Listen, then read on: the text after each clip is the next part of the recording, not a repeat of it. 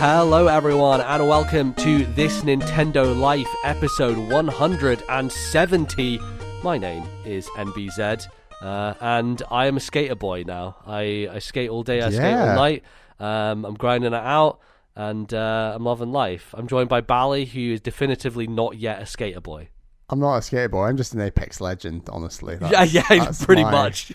Hey, look, we're both Apex Legends. We beat that game, motherfucker. Yes, we did. It was one of those things where Lockdown and Apex are just like one day the twain would meet, you know? It's like they are designed for each other. They are.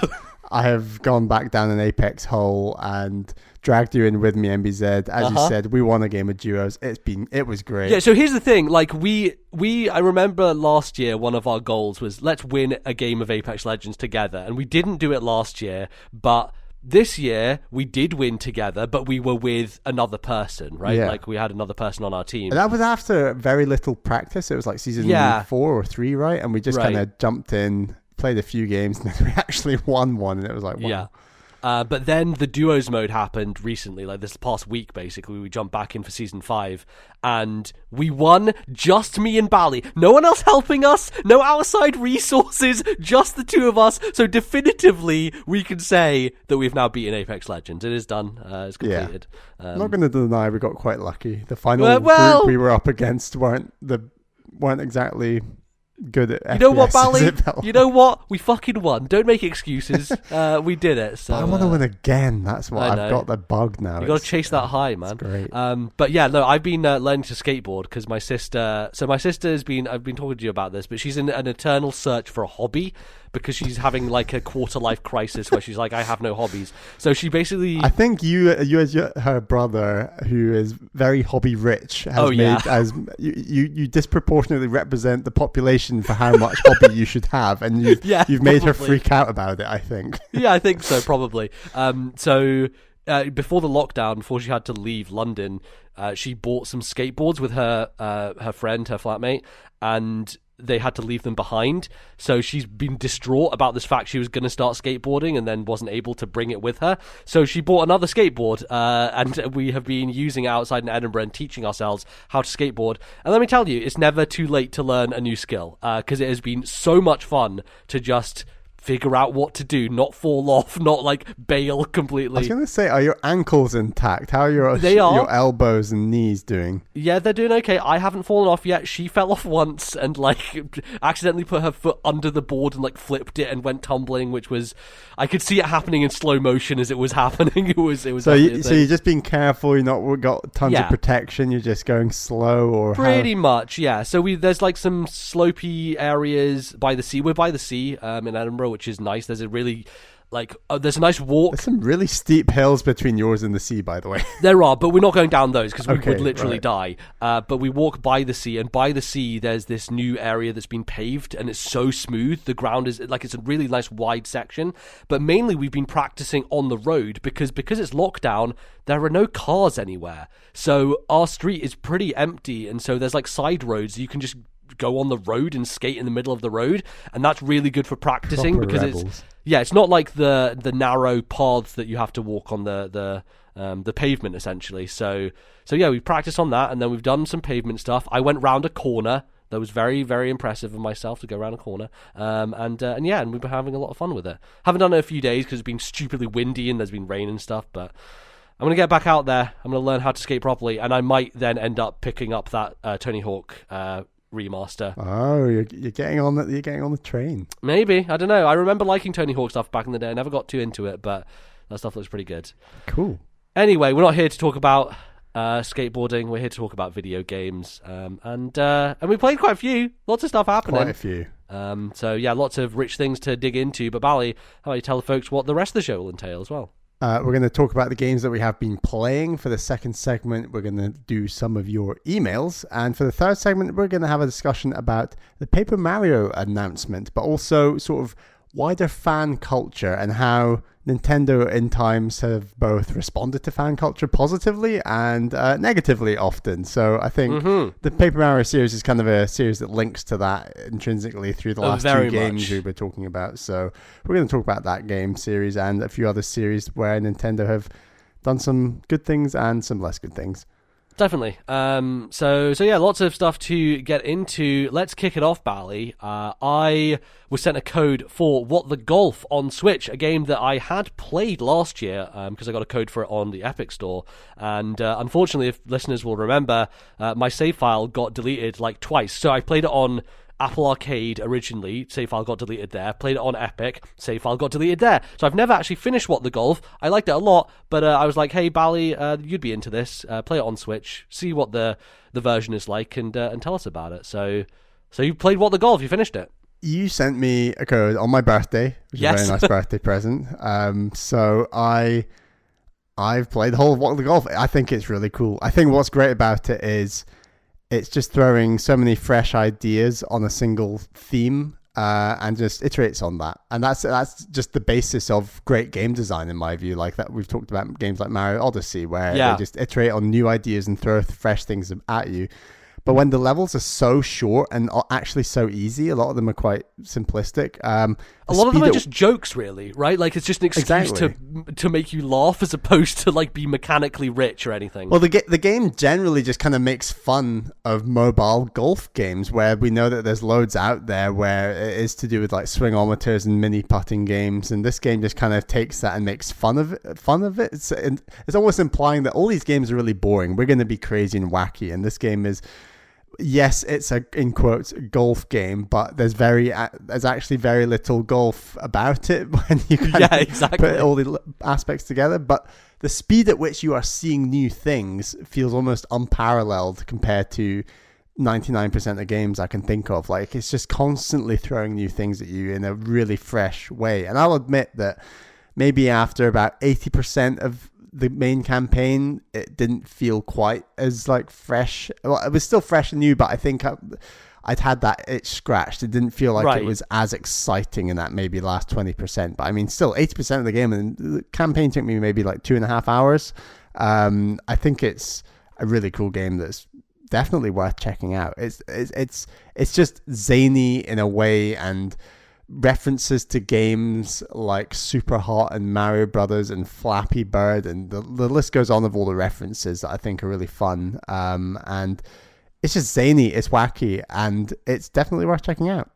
Yeah, the weird thing about those references is they're not just throwaway things in terms of like, here's a joke. They literally build the mechanics of those games into the gameplay that you're doing, right? So when it is the Super Hot, you will have the frozen, like, time freezes when you stop, versus if it's Portal, you'll have... pick up a weapon and shoot it at enemies. Yeah, exactly.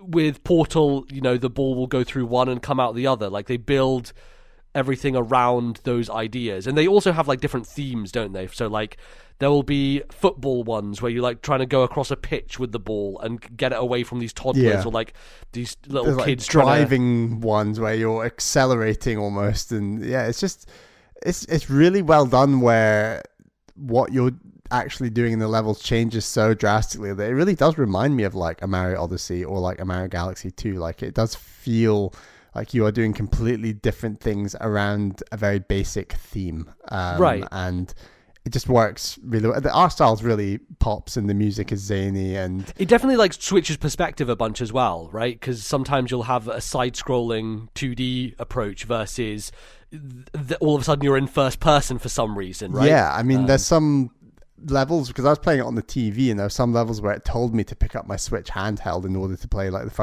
first person levels, and I'll admit they didn't work particularly well. But again, these ideas are so often they're so short, even though so it's quite good, because some of the less good ideas, it feels like they have shorter levels, and then the better ideas, like the Super Hot theme that you were suggesting, had like a number of levels built around that theme. It's like they knew what was hot and what was not, and kind of made the hot ideas a little bit longer. And that kind of, because there are aspects in a game like Mario Odyssey where you're like, I could have done with a little bit more of that that capture mechanic on that one thing. And this game, you get that feeling with this game as well, but you never feel like you're playing with a bad mechanic for too long. And that's not to say the mechanic's necessarily bad. It's just to say it might be overly simplified, or it's not as optimized as some of the other mechanics, and you just want to. The game feels really good, but when you have a weaker mechanic, it doesn't stick around, which is the best thing about it. Yeah, so it knows kind of what to run with and what to not. So what did you think about the idea that it has a mobile game-esque design to it, of there are 3 versions of each level, and so you have to, some of them are locked behind, in order to progress you do have to do some of the side ones in order to get to the next world or whatever. Yeah, it's strange because I really only had to do it about 3 times in the whole game, was like go back and play a handful of levels on the next level, because as you said, each level has 3 different versions. And I don't mind it. I think I would have liked I like to play a game the way it's meant to be played, and I like to put my faith in the developer for them to tell me how am I meant to play this game. And that varies between difficulty, which level I should play, or whatever. And I sometimes don't like it when you're given too much choice on these are all the levels you have to do to see credits versus this number of levels you have to do. It's like, yes, I get the idea that if I really enjoyed this type of level, I can play more of them. But are you telling me you want me to see this level, or would you rather I didn't see this level? Right. I kind of see it as it's not really a shade of grey in my mind necessarily. I'd quite like a more definitive, is this something you want the player to see, or is this something you think is for those who only want extra? So I would have liked to have maybe just keep all the side levels on the side, and if you don't think they're worth being side levels, then stick them in the main campaign. Don't make me go back through levels and it's not going back through levels, because you are playing these levels in a different way. They do quirky different things. Right, like sometimes it'll be a completely different thing for the third version. Usually it's like the first part of the level is like the idea. The second one is like a par time, or a par, get it in 3 shots or 2 shots or whatever. And then the final one is a twist on it usually, or sometimes it's just something completely fucking different. They just throw in a brand new mechanic, like one of them, you were Spider-Man, and like you were shooting out strings to like string your way across the underside of a thing as a golf ball. So I agree with you in the sense that I don't know if some of those third levels had ideas that were never used in the main campaign, because they very well could have, and it would have meant that you just missed out on them, which is a shame. Yeah, exactly. So I would have, because these are all behind walls for me. I can't see what each of these levels is going to be, and you as a developer know about all these levels. So if you want me to play them, put them in this campaign and don't let me progress until I've played them. But don't give me like this random, I can pick any level to progress the main campaign, because it does feel like there's a real disparity in the strengths of some of those levels versus others. Sure. Yeah. I agree with you. But overall, it worked. That's a very minor issue on what is overall just a really fun, fast-paced game, and I'd really recommend anyone to pick it up on mobile or Switch. I think. I was going to ask you. Obviously, you played this mostly on TV. Does it have touch control support on the handheld? Did you try that out at all? I didn't. I just did the bits that it forced me to do first person. Okay. I have a feeling it's not got touch control though. Okay, well maybe I'll look into that and edit it in, I don't know. Bing, bing, bing. Hello, this is Editing NVZ here to tell you that the What the Golf on Switch does in fact have touch controls. Thank you to Polygon.com for telling me on Google. Now back to the show. Bing, bing, bing. But yeah, because it works pretty well with touch on mobile. It's just the screen usually is quite small for me, especially some of those larger levels where it's a bit more zoomed out. It's like I can't really see what's going on. And obviously on PC it works nicely because the mouse acts as a almost touch controller itself. So yeah, I don't know how did it feel fine playing just with analog sticks? It felt absolutely fine with an analog stick. It's basically like an analog stick and a button, because it's that swingometer that you're pushing all the time with the A button. It worked well. Cool.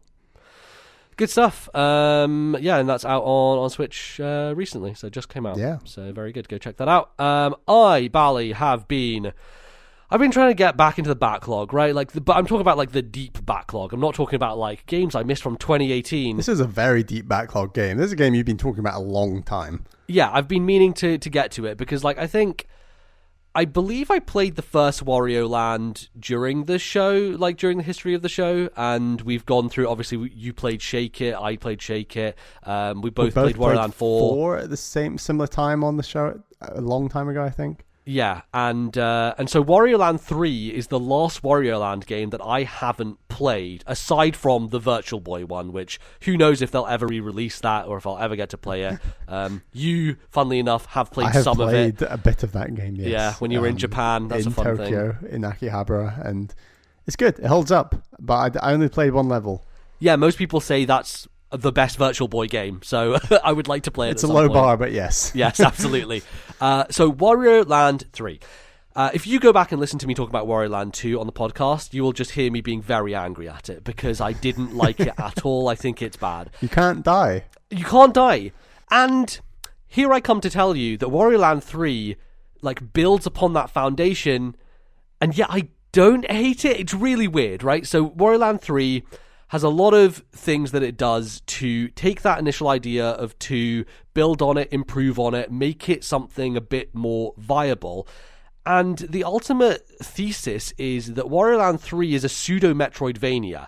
You start out not having any of the regular powers of Wario Land, so you can't pick up enemies and throw them, you don't have a butt stomp, you don't have any of that stuff to begin with, and as you go along through the different levels, you will find treasure chests, and within the treasure chest you will find sometimes an object that will unlock a new level, or you will find something that gives you a power-up. So the power-ups are being able to pick up enemies and throw them, being able to do a butt stomp that destroys a certain type of block, being able to do a forward bash that destroys a certain type of block. So not game-breaking or mind-blowing upgrades, but the types of things that you expect from a Wario Land game generally.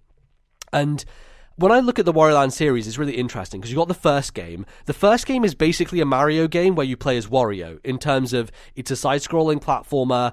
You can get things that make you bigger. You can have small Wario and big Wario. And then after that, they do Wario Land 2 and 3, which are based off this idea that Wario doesn't die, right? Whenever he gets hurt, he just gets knocked back a bit.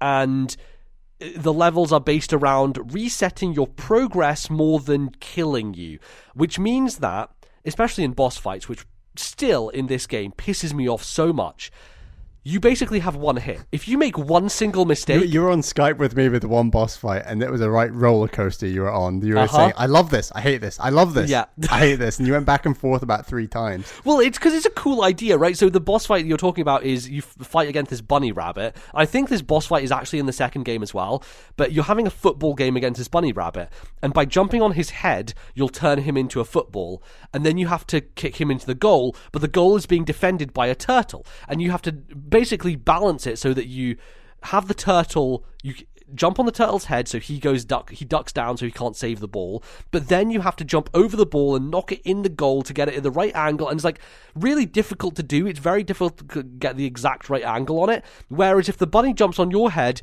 he jumps on your head once and then throws you directly in, and the turtle can't ever save it when the bunny throws you. So that's already unfair, but it's a boss, obviously. He's going to have a bit of And when you go in the goal, do you restart? Do you die? So that's actually one of the more forgiving levels. It's best of 3. So if the bunny scores 3 times, you get sent back and you have to re-enter the arena.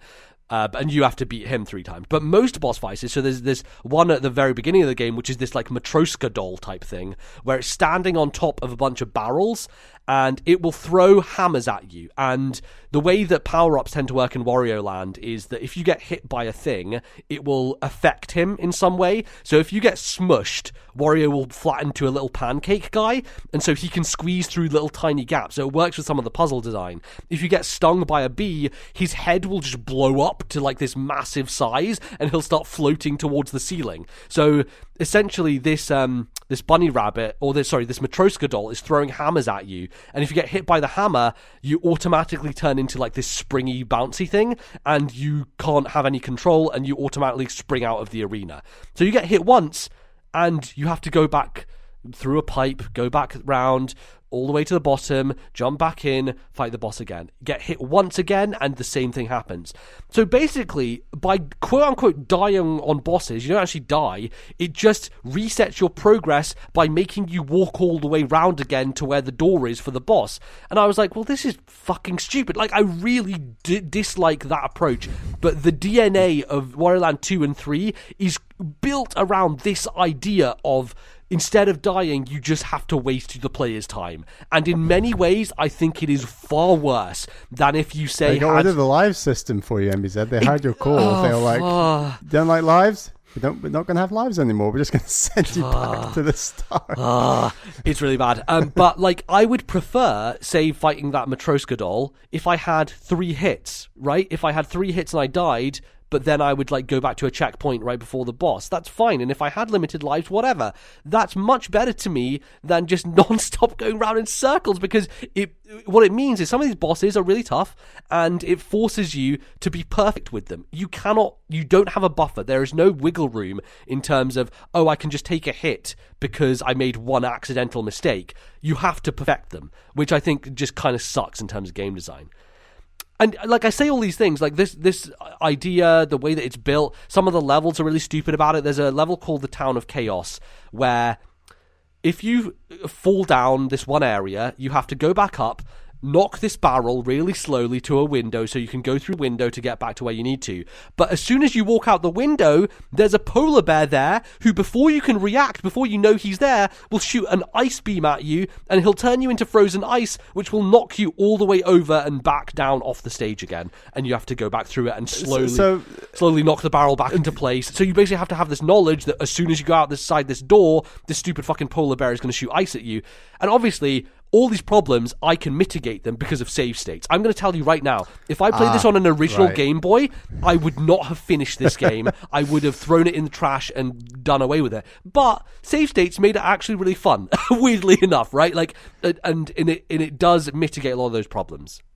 Is this just the developer, and I'm assuming, is it Intelligent Systems, or did they work on the early ones? I don't know who played the early Wario Land or made the early Wario Land games. I need to check that out. It's probably one of Nintendo's R&D studios, like the handheld division at that point, who worked on the the Mario Land games, I guess.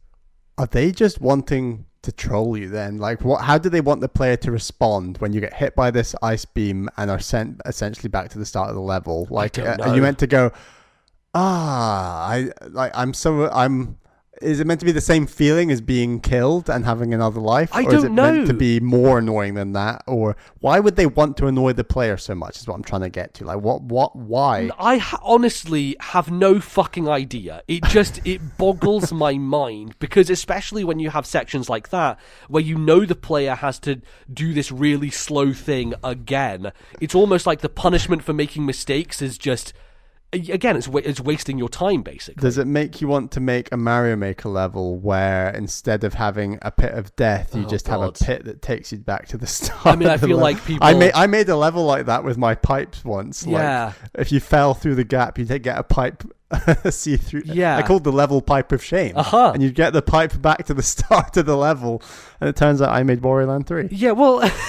Not quite, like, because I think what you were doing was, like, trying to be helpful to the player, right? Like, give them more of a chance to get back and do stuff. Yeah, the joke was, Pipe of Shame, you're in the pipe if you've failed, and we'll laugh at you while you're in the see-through pipe. That was kind of the joke. But totally. Yes, it was also to help you get back to the start level and attempt it again. Right, but the thing is, this game goes further than that, in the sense that you can get really deep into a level. Like, some of these levels are built with multiple like vertical layers to them, so you can get really high up to this area. And then there's one section where you're going on this little kind of cart. The cart is like on a set track and you're standing on it, and as you go you have to duck to avoid enemies, you have to jump over things. It's kind of like, the bouncy beetle in Shovel Knight, where you like bounce on his back and like you have to follow it through the level. It's kind of an auto scroll type thing.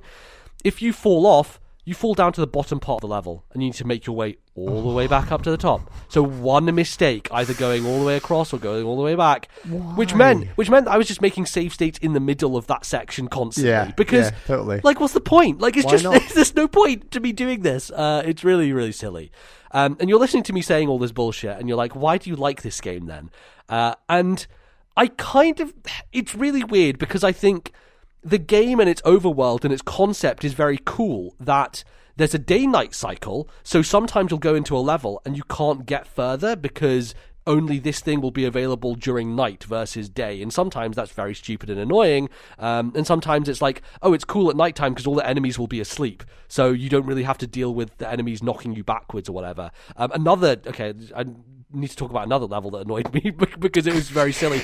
You were just in the middle of something. I know, I was going there, but I need to talk about this. There's this one level where, to get the first treasure, you're going across this bridge, and you're kind of walking along it, and these random fish will jump out of the water. If a fish hits you, it will put you into a roll that you can't get out of until you hit a wall, and the wall is at the other side of the bridge. So you get knocked by the fish, you get knocked back to the beginning. There's 5 fish in a row, and you need to jump over these fish, make sure they don't hit you. I swear to God, it took me like 10 minutes to get over this one fucking bridge. I feel like Wario Land 4 had some similar mechanics with icicles and being turned into a ball, and you get put back a little bit, but it was never overly punishing, right? And it almost, because it wasn't overly punishing, it almost made it more funny. It was almost like, oh, good joke, that's cute, I like the animation, that's really cute that Wario turns into an icicle and slid back to the start, haha, let's go again. But it was never frustrating, right? Like, oh god, I now have to redo a huge part of the level. Sure, totally. And it's just like that's this entire game. So it's just that's just what it is. So that's the other thing I was saying, right? Is like Wario Land 1 is basically a Mario game with Wario, and he can jump on people, he can bash through. I like Wario Land 1 a lot. 2 and 3 have this level design, this idea of resetting you. And then 4 and Shake Dimension. So it's basically 3 versions of Wario we've had. It's like regular Mario Wario, weird, like Wario can't die Wario, and then Wario who does have health in 4 and in Shake It, but the level design... It's like Wario, let's get to the time turnaround and run back through the level, speedrun Wario. It's basically the two level design Wario, where it's get to the end, hit the timer, then speedrun your way back to the start. Yeah. And you've only played 4 and Shake It, so that's the only Wario Land you know. Right. But none of the other games are like that, so it's really weird when you go back to them, because they're this different thing. And yeah, I really like this game because it does one of those things that I generally don't like, which is go back to a level again and find a different thing. So each level is built around this idea that there are 4 hidden treasures. And so you get to the 4 hidden treasures by... once you have new upgrades, you can then jump through this hole, or you can hit this block with your arse, and so you break it underneath you so you can find a section. So a lot of the level design is built so you don't actually have to retraverse much of the stuff you've already done, because it will usually be the beginning of the level. You'll be like, oh, there's a block right at the bottom there, I can just hit it now, and it will take you to a whole new section. So it's basically new levels, but they're embedded within the levels you've already done. They're just like more expanded, essentially. And some of them are really clever in terms of the puzzle design. Like there's one thing where it's like you slide down a hill and you have to roll to smash blocks. And you build up momentum. It's kind of like Mario when he butt slides and he can take out a bunch of Goombas, but when Wario slides down a hill, he turns into a morph ball, essentially, and he rolls around and he can crash through blocks. And there are certain puzzles where you have to like use that momentum to do jumps at certain times, to crash through the blocks, to make it to a hidden area in order to get to the place you need to get to. There's clever uses of multiple power-ups together. Sometimes it does this really weird thing where it expects really advanced usage of Wario's toolset. Every time you get a power-up, it will tell you, okay, it will show you on the screen you can do these multiple things with it. When you get the high jump, you press up and jump, and you can jump higher. But it also tells you that if you jump on an enemy and press up, you'll get even more of a boost. So the enemies, you can use them, either you can throw them at a wall and they'll die, or you can just hit them a bunch and they'll knock around the area. You can use them to boost jump. And there's this one section where you have to go up a vertical shaft on different platforms. You always have to make sure you throw an enemy above you so that you then have an enemy to jump off of to get to the next part. which was very clever. Like, I really like that approach, and it makes you think a bit more laterally, like, what do I have to do as a wider thing here in terms of the puzzle design? And then some of the bosses are cool as well in terms of what they ask of you. It's just the frustration is you can only get hit once before they send you back to the beginning. But obviously, I mitigated that fact by just save stating before every boss, so I didn't have to, like, it literally was just cutting out time as more than anything. It's like, this is the game where I have felt the least guilty in my life of using save states. Because you've defeated the trollish developers. Yeah, it's not like I'm trying to bank up lives. I'm literally just saving time. That's all I'm doing. I'm not wasting more time than I need to, essentially. And the animation is amazing as well. Like, the animation for some of these power-ups, like when Wario's head balloons into this giant fucking thing, it's grotesque in a way that I've never seen, like very small Game Boy pixel art be able to go to that level. It's really smart, and it's very well done. And the overworld is cool as well. The overworld is like 4 different sections. There's the north, south, east, and west. And it's always obvious where you need to go next, because you can go back to the temple level at the beginning, and the guy will say, this is the level you need to go to. So even if you don't know what item you need, because each level has 4 treasure chests, at a certain point, you could go to any level and you have all the power-ups to where you could get any treasure chest, but knowing the critical path, how to get to the end, to get the particular chest you need in order to unlock the next level, to get to the final boss, he will basically tell you where to go. He won't tell you what color treasure chest you need to unlock, but by that point in the game, you're probably at a point where there's only one in that level anyway, so you know that's the one you're supposed to go after. And you have to figure out, like, okay, which way do I go? Do I go up and use my power-up where I throw big enemies through walls, or do I do my butt stomp and figure things out like that? So there's a lot. It's very dense. It's a game that packs a lot in for what is a 2D platformer ostensibly, but there's just so many ideas here. There's so many clever things that the game does despite itself, and it feels like it's constantly tripping over itself while still providing so many smart things and cool ideas that I found very enjoyable. And like, talking about length, I remember looking it up and being like, really? It's like, it said 12 hours on how long to beat. And I'm like, that can't be right. Like, all these games like 4 or 5 hours long. And I looked up a video on YouTube that was like a long play of Wario Land 3, and it was like 4 hours. I was like, yeah, sure, I can beat this 4 hours. So here's my times for the previous Wario Land games. Wario Land 2 took me... Wario Land 1 took me 4.5 hours, or 4 hours. Wario Land 2 took me 4.5. Wario Land 4 took me 6.5 hours. Wario Land 3 took me 9.5 hours for this platformer. So I didn't realize it'd be that long. But a lot of the time, that's with all the save stating and skipping chunks. Yes, that's with saving time, which is why I expected. Wow.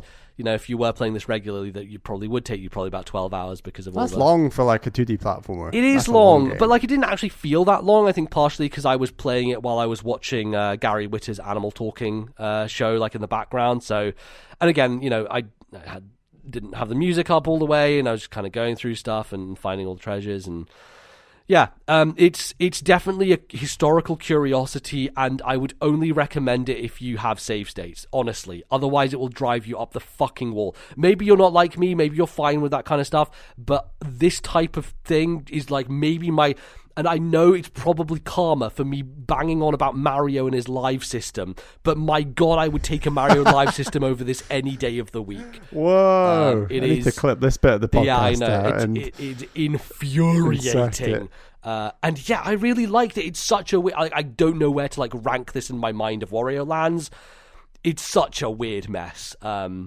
Ultimately, I think it's very cool, but yeah.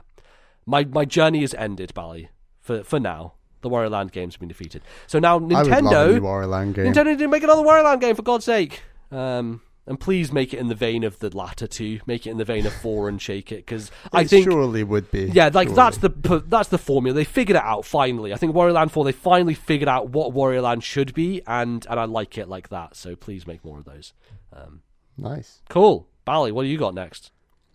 I've also been playing Hellblade: Senua's Sacrifice. Yes. I've been playing on the Xbox One, but this game is also available on Switch, and I hear it runs well. Yeah, well, from what I've heard, it's one of the best Switch ports around in terms of I've seen some off-screen play in terms of just on the handheld, and it looks ridiculous for what it is. It's kind of crazy. And before I start, I should say that I do think Hellblade is one of those games where the less you know, the better. So I'm going to talk very generally and not include any spoilers, but I still think some of the things I'm talking about will they're not a bad thing to know going in, but I think you can have a very different experience not knowing any of these things if you go in blind. Like I went in very blind to this game. I knew very little, and I think I got a lot out of it as a result.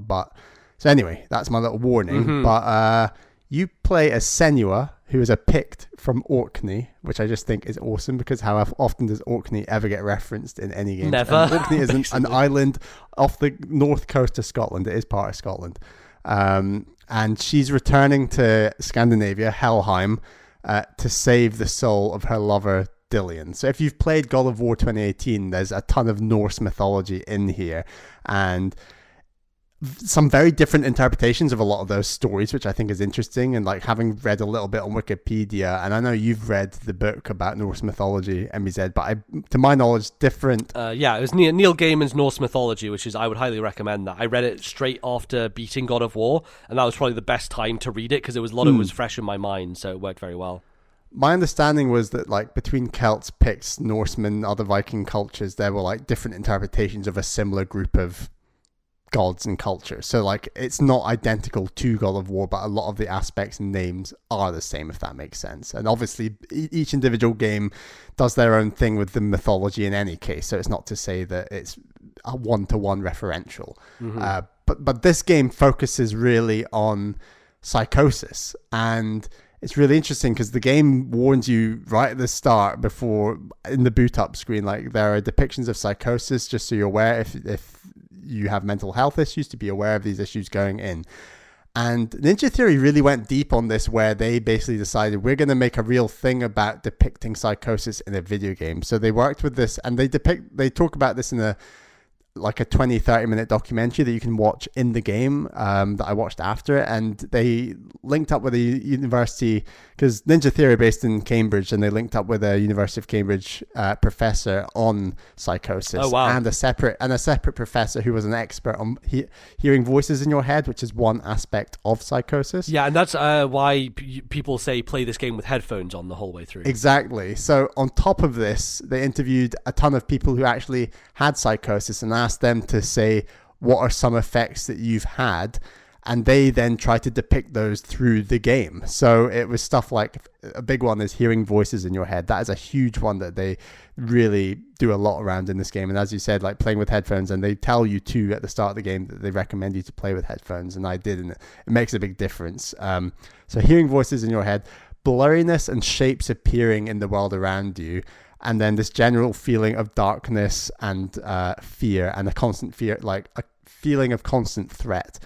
And I played the whole game with headphones, and I honestly felt under threat the entire time. So as someone who has played this game, they obviously did their game testing really well with these aspects in mind, because I definitely felt like all of these things. And when you break the game down into kind of the environmental puzzles and the combat, and say you stripped away all the voices in the head, all the storytelling, and it was very much just a third-person action game, I think it is quite a light game. Like, it's not doing too many things that are unique to this game. Like, it's not pushing the bar on, this is how you do third-person combat, or this is really how you should do environmental puzzles. They are those aspects I've seen in games before, a bit like Uncharted, aligning this shape to this in order to open this door, and you've seen that in other stuff like maybe like God of War and things like that. And obviously, like, the combat, it is simple, but it is, I think the combat worked so well where they don't just throw hordes and hordes of enemies at you. It's very precise moments when enemies appear.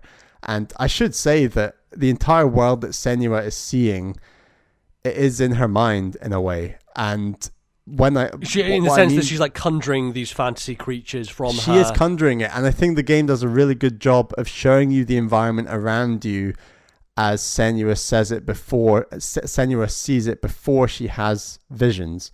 So you will like look at, say, there's one enemy in the game in particular that you like look at, and they are just some sticks and a skull like stuck in the ground. Right. But then you cross to the other side of a tree and look back, and all of a sudden it's like this demon-like creature that has got a skull, and it's like, this is really impressive environmental storytelling. Like, it's so cool seeing what is a very cold, dark place around, and very realistically, there are tons of corpses throughout the entire game that aren't in Senua's head. This is a completely savage piece of land that has been completely done in by the Norsemen, and the Picts have been completely flattened by them, and that is depicted as well as being very real. That is not in Senua's head. So it's like this really dark world and a dark story to tell, on top of the fact that Senua herself thinks that she is cursed. So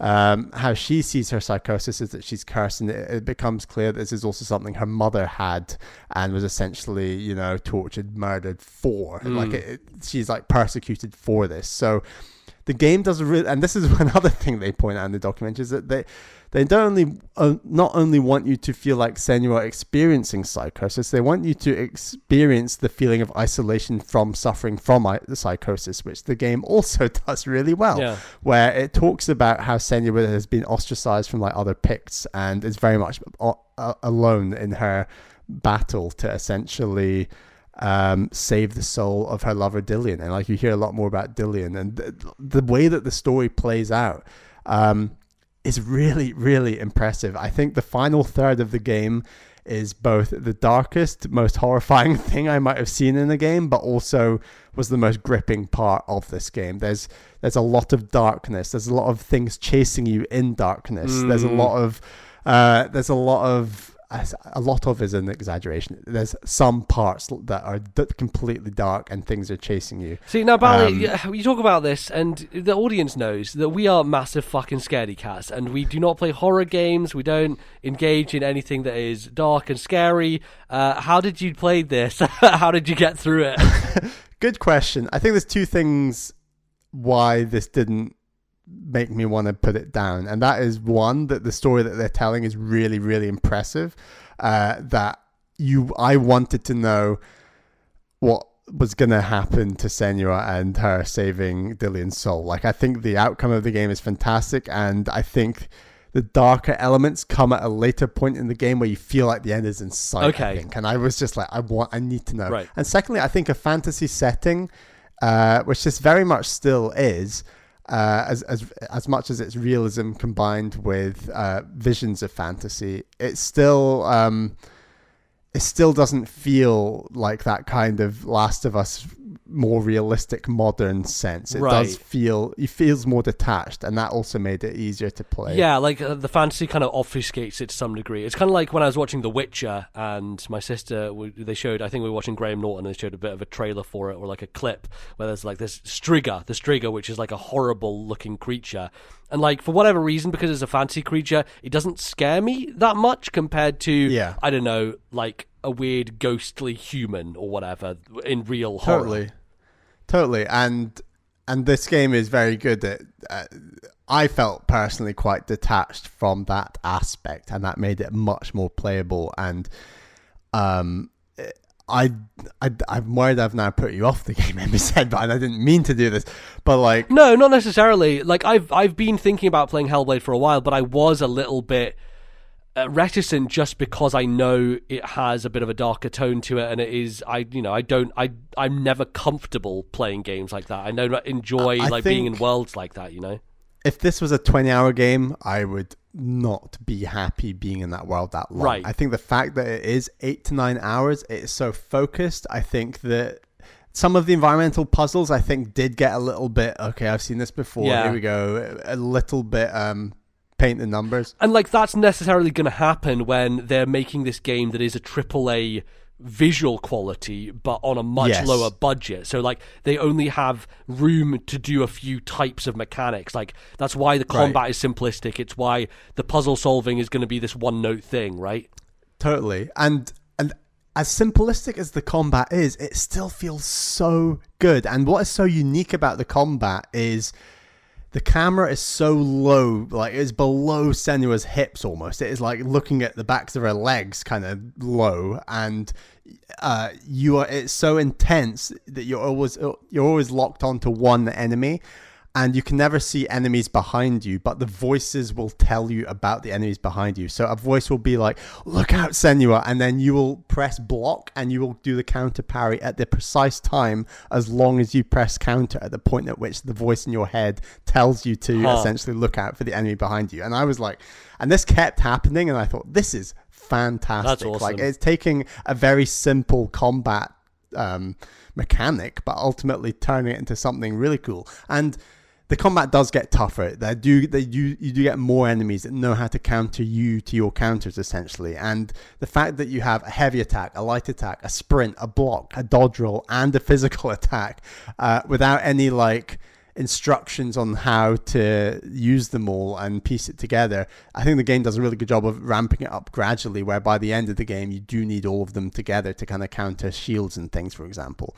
But I just think that it doesn't overstay its welcome, the combat. And yes, while there are some hordes later on in the game, it still feels right. It still feels like the perfect amount of toughness. And there's some really cool fourth wall breaking stuff that happens, especially in the last third of the game and the ending, that I won't want to spoil, and I think is incredibly well done. But I came away from this being like, this is a must-play game for everyone, honestly. And it's really great that it's across all platforms as well. That's a really important thing. Yeah.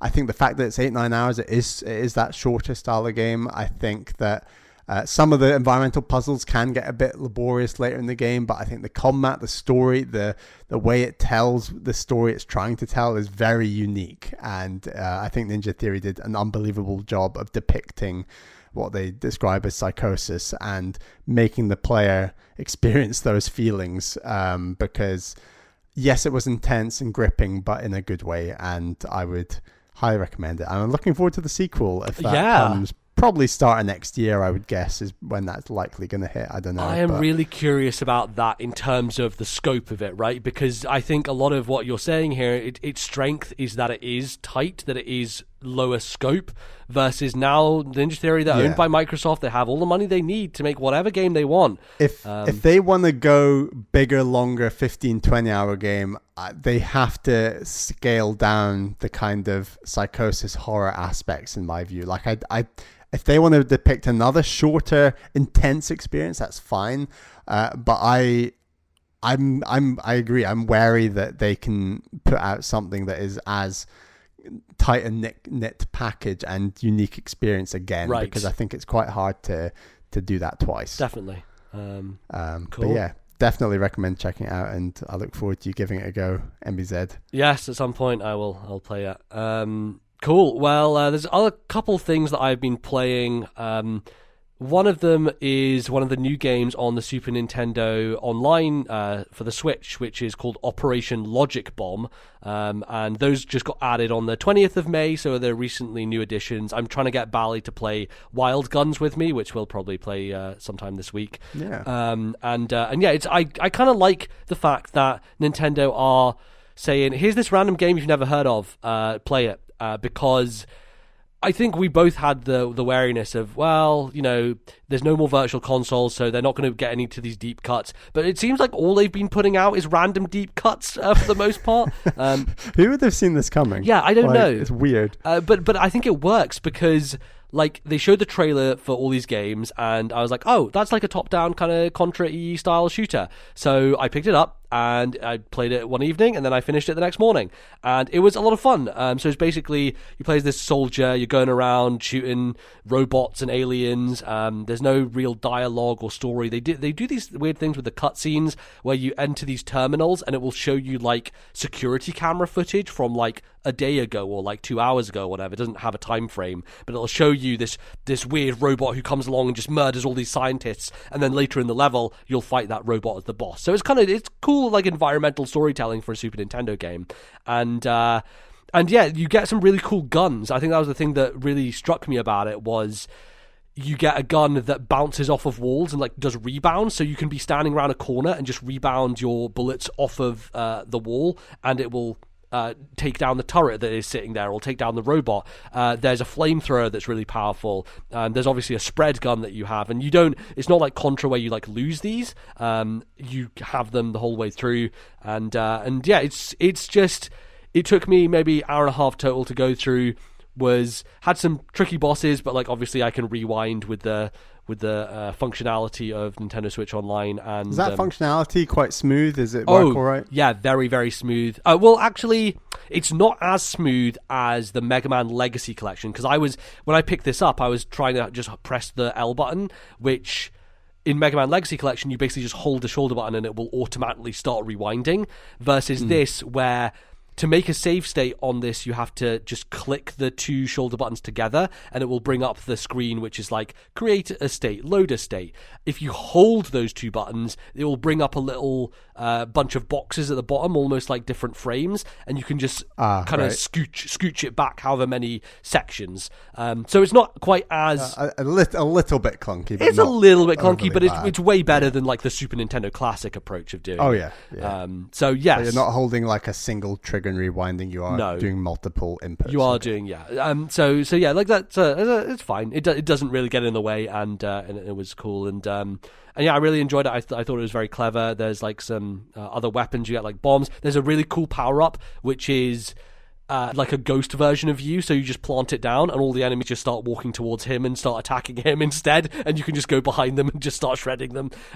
So in terms of like difficulty level, it was pitched pretty well. The only thing is that it is an arcade style game, and so even though it's a Super Nintendo, it's like, you died, you have 3 more continues, and that means for the whole game, basically. So if you don't do this in a one-shot without losing 3 lives, then you are kind of screwed. And I imagine that if I hadn't had the ability to like save my progress as I went, it would have been I would have been knocked back. 40-hour game. Yeah, well, yeah, I don't know. I don't think so. It's not actually that difficult. Like, I didn't have too much trouble. There was one boss that was a little tricky, but for the most part, I actually found a way to cheese the final boss as well, where I just like stood off to the side and just held down a button. That's always a good one. Yeah, no, it was good. I I completely cheesed it. It was great. It was very, very satisfying. But yeah, it's one of those games I literally never heard of before. I picked it up because it looked on my alley, and yeah, it was a great time. Operation Logic Bomb, and if you're subscribed to the Switch Online, you'll have access to that. Nice. Then the other game I played was Bomb Chicken, which is an indie game from a studio called Nitrome, who are actually a couple of years ago. Yeah, it was I think 2018, but it's this studio has been tapped to make the new Shovel Knight game, Shovel Knight Dig, which they've shown off a bunch. Cool. And I love their art style. This part of the thing that drew me to Bomb Chicken was great pixel art, really like rounded and chunky and just really vibrant, especially just playing handheld on Switch. Looks fantastic. And the concept here is that you're this fat chicken and you just poop out bombs, basically. You can't jump. That's a great It's a great concept. So you just poop out bombs and you can do them like really fast in a row. So you can make this tower of bombs where I just go, A, just smash the A button and you just have this huge tower of bombs, but they blow up, right? So they'll blow up in sequence, and if you get caught in the blast of the bombs, you'll die. This is kind of the opposite problem to Wario Land 3, where in that game you couldn't die. In this game, you die in one hit. So it's kind of... It is like the bosses of Wario Land 3, but, you know, for these individual levels. And there's 29 levels in total, and they're good for the most part. I found myself getting very frustrated with it by the end, because there are certain challenges that the game gives you that are very dexterity heavy, and the chicken is just... He's a fat chicken, man. I mean, look at him. He's just this little guy just trying to pop along. And does he handle like a fat chicken then? He does. Like, he's a little bit meandering. He's not like slow, but like he just blobs along a little bit. And like trying to... Wario kind of blobs along. Yeah, and trying to fit into some gaps sometimes and like get it, like avoid multiple things being thrown at you, because sometimes there'll be these like arrow darts in the wall shooting across, and you can't jump over them. You just have to create a bomb to like block it, but then you move away from your bomb because you're going to get hit if the bomb explodes. So it's like a lot of like juggling things in your head, despite the fact that it should be... I think for me it lent more into dexterity and platforming, where they should have focused far more on puzzle solving. And I think that's where the game is more at its strongest, is where it slows it down and it lets you take the time to figure things out. Because what you can do is, once you've laid down a bomb, you walk into it and you knock it forward. So you can knock it over to hit an enemy in the air, or you can knock it to hit a switch that's over across a lake of lava, or things like that. That's where the game works the best. And it's also one of those games which I really dislike, and we can talk about this, the two things I really dislike in Wario Land, where they force you to go back through and waste your time. In this game, you have, say, about 3 health to start with, and if you lose 3 health, you start the level again, and you have to go back through the level again. I'm just like, can we really just get away from this? Can we just... I don't need it, right? Like, Rayman Legends figured this out. You don't need to have lives and platformers. You don't need to make me redo stuff I've already done, because ultimately it's boring and it's not necessary and it's just pointless. And so by the end of the game, I had 7 health, because as you go, you collect crystals. Crystals are optional things you can get, but you can use them to pay for an extra health container, like Zelda, basically. And I had 7 or 8 by the end. And then by the end, you get to these sections where you're dying so many times in a row, and it may be 4 screens of stuff you have to get through to get back there. And it's just I just want to be here tackling this one challenge constantly, like Super Meat Boy, right? It's part of the reason those types of games speak to me, like Celeste and Super Meat Boy. It gives you one screen and it says, go at it, man. Just try it as many times as you want. We're not going to put a barrier between you. Whereas Bomb Chicken is yeah, we kind of, maybe the game's a little short, so maybe we'll make it so that they have, if they die, I have to go back and do it again. It's pointless. I've always thought it's pointless, and I don't like it as a practice, but it's the way it is, and that's what they did. Which meant that the final few levels took me way longer than they should have done, which was annoying. But it has a couple of cool boss fights. They worked pretty well, and yeah, I enjoyed it fine. It's kind of the definition of a 6 or 7 out of 10 for me.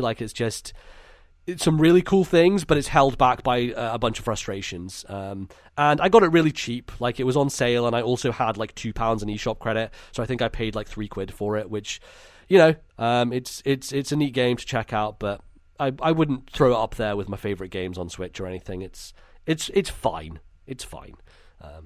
So yeah, that's what I've been playing.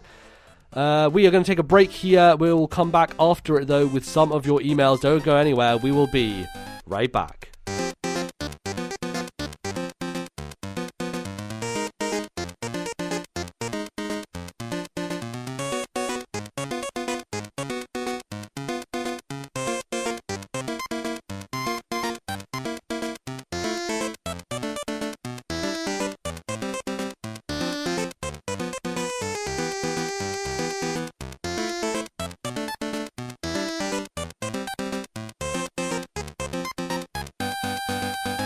Hello everyone, and welcome back to the second segment of today's show. It is the second segment. That means it's time for your emails. We got quite a few sent through, and that's good, but we are needing more. It's still looking slim pickings. There's not too many emails out there. We would love some more, so please send them to ThisNintendoLife@gmail.com.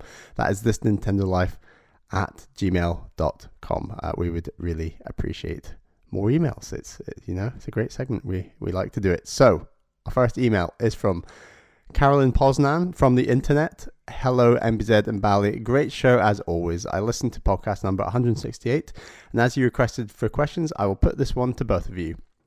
As of May 2020, the upcoming game library for the Switch is looking a bit thin. Whether it is coronavirus or something else, it doesn't matter. That is the current setup for the moment. So what games from the Switch's current catalogue do you recommend for your listeners to purchase during this drought period? 3 recommendations from MBZ and 3 recommendations from Bally would be great. There are no restrictions on your choices, except they must already be available to buy, as your tastes are varied enough that you would probably recommend a good variety of games for your listeners. Anyway, once again, keep up the good work and look forward to hearing your recommendations on the podcast. Cheers. Great. Yeah, I mean, lots of people are looking for video games to play now that I think a lot of people are probably petering out of Animal Crossing to some degree. We're kind of getting to the end of people's time with that. So obviously Paper Mario got announced, and so there's something coming. And obviously everyone should play Xenoblade. My number one recommendation is just buy Xenoblade on when it comes out on Friday. But yeah, there's lots of interesting smaller things on Switch that we love a lot and that we can give some hearty recommendations to. So, Bally, do you want to kick us off with one from you? Yeah, I mean, I will always advocate for Wargroove. I will always advocate for Golf Story. I will always advocate for Donkey Kong Tropical Freeze. But I think just a bit cheating going on here is fine. Everyone always knew I would advocate for those games. But I was going to just do some games I talk about maybe a little less. And one game I've played an absolute ton of on Switch. It's maybe I think it's currently my second most played game. I'd need to check that. Wow. It's certainly in the top 4.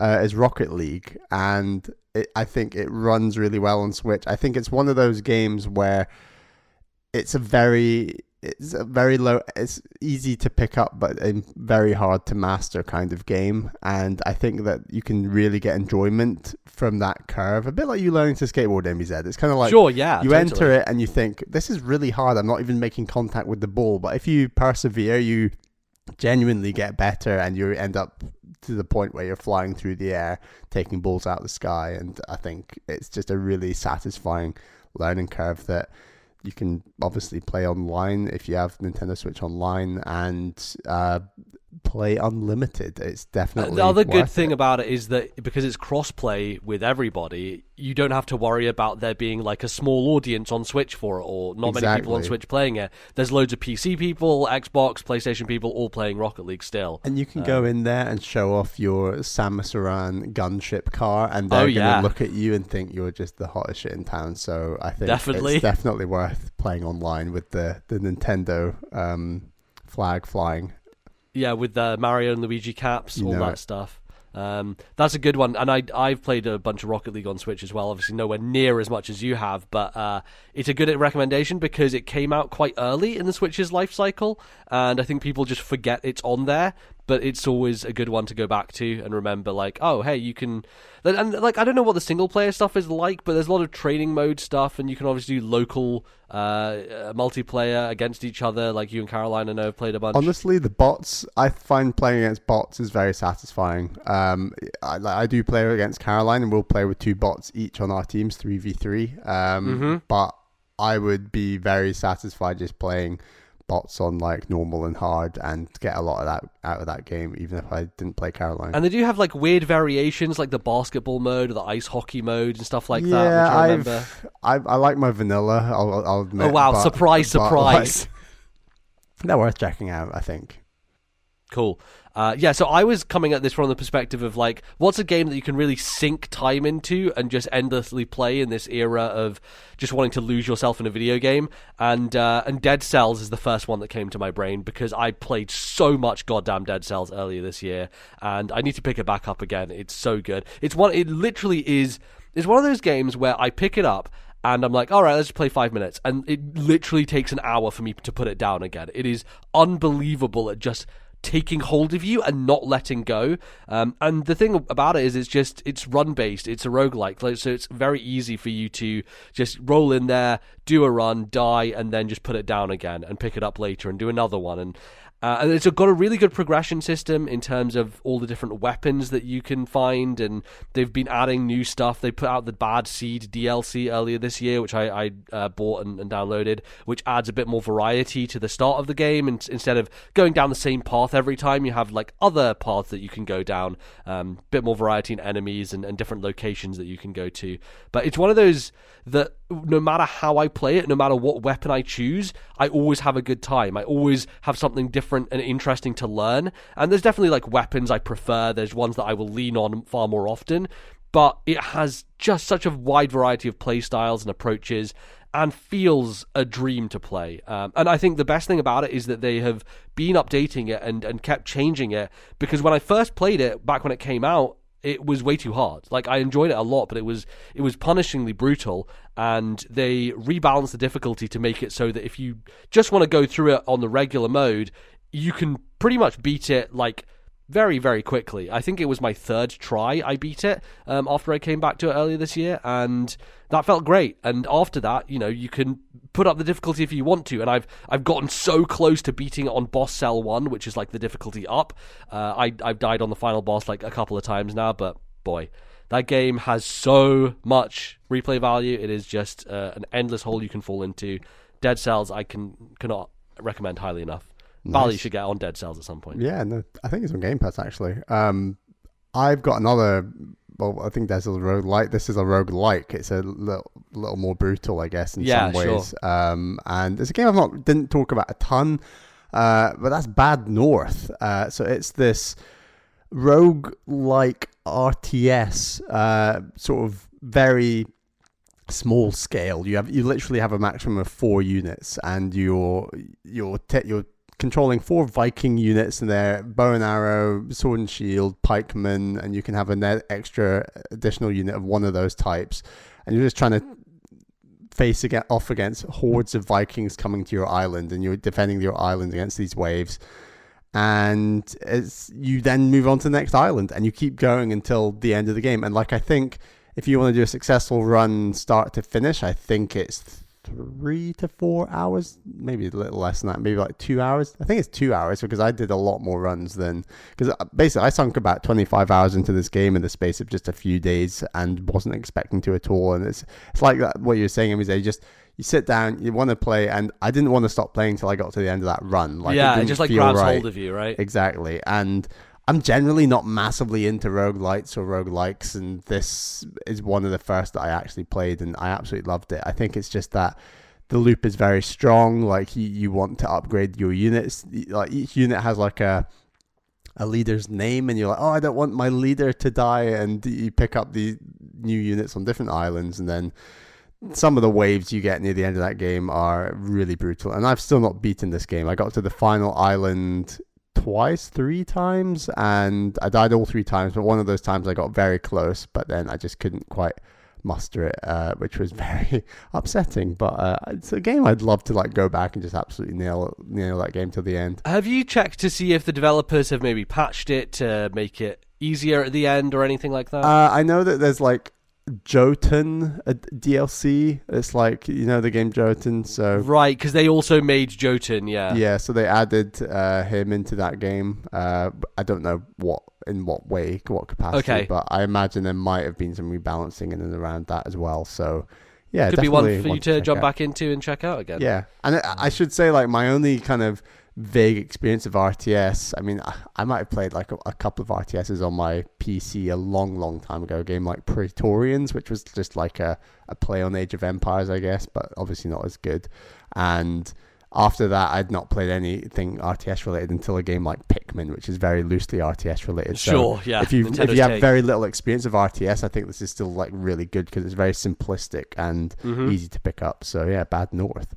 Bad North, very good. Mine is another rogue light. So here's the thing: like, we say that we don't like these types of games, but like, when they're done well, they're fucking good. So Into the Breach, I'm going to recommend again, because it's one of those games that we talked up a lot the year it came out, and then afterwards we don't bring it up that much. But I want to bring it up because, first of all, it's a game I want to go back to. There's loads of the different squads that you can get that I haven't unlocked yet, and each squad that you have has such a different play style to the others that I would like to go through and tackle some of those difficulties and maybe earn some medals in order to unlock the rest of the squads available to me.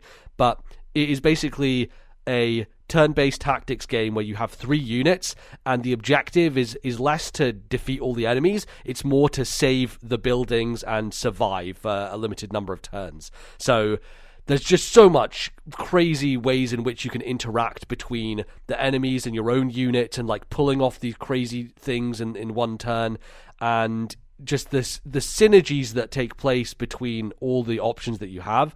It's kind of mind-blowing, and it's very, very challenging, but it's this satisfying level of challenge where you really will sit sometimes for 20 minutes just looking at a thing, trying to figure out what is the optimal way for me to get out of this. There must be a way for me to figure this out. And it's got a huge emphasis on pushing and pulling units, so you can push and pull them into each other, off cliffs, into rocks, or into acid, or into like these other things, and in that way it feels so distinct. Or even like putting your units on top of a kind of crack in the ground to stop an enemy from spawning in the first place. Right.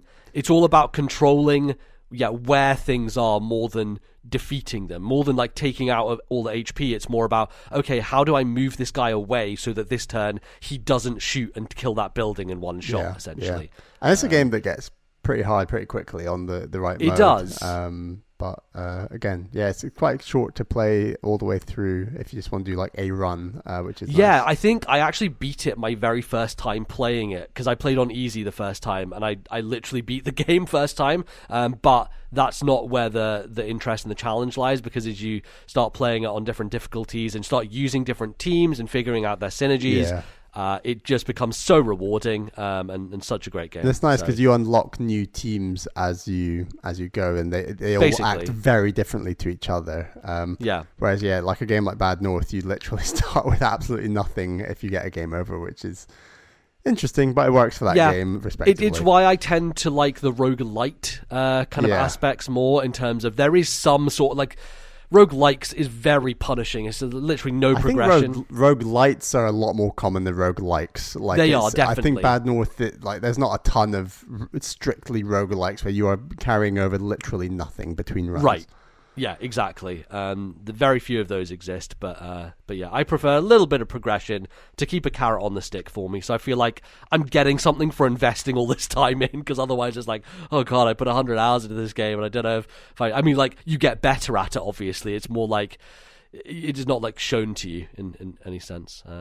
What's your last one, Bally? When people talk about Animal Crossing being the perfect lockdown game, you got to check in on it and you got to do your chores, and it just works really well with lockdown because you've got this extended amount of time if you're in lockdown, or you've got more time to play games like this. And then I always think there's actually one game I think it's even more perfect for lockdown in some ways, and that's Stardew Valley, where I think that if you haven't played the Harvest Moon or Story of Seasons and you're really enjoying Animal Crossing and you really like the checking in aspect of it, so the emphasis on playing consistently, well, it's very different because it doesn't obviously work with a real game clock. But there's no real timer, which basically means that you can spend way more fucking time playing Stardew in a day than Animal Crossing. So if the aspects of Animal Crossing you enjoy are the checking in with, I need to do this chore on this day and this chore on this day and do this, if you like that and then want to condense that and increase the number of things and options and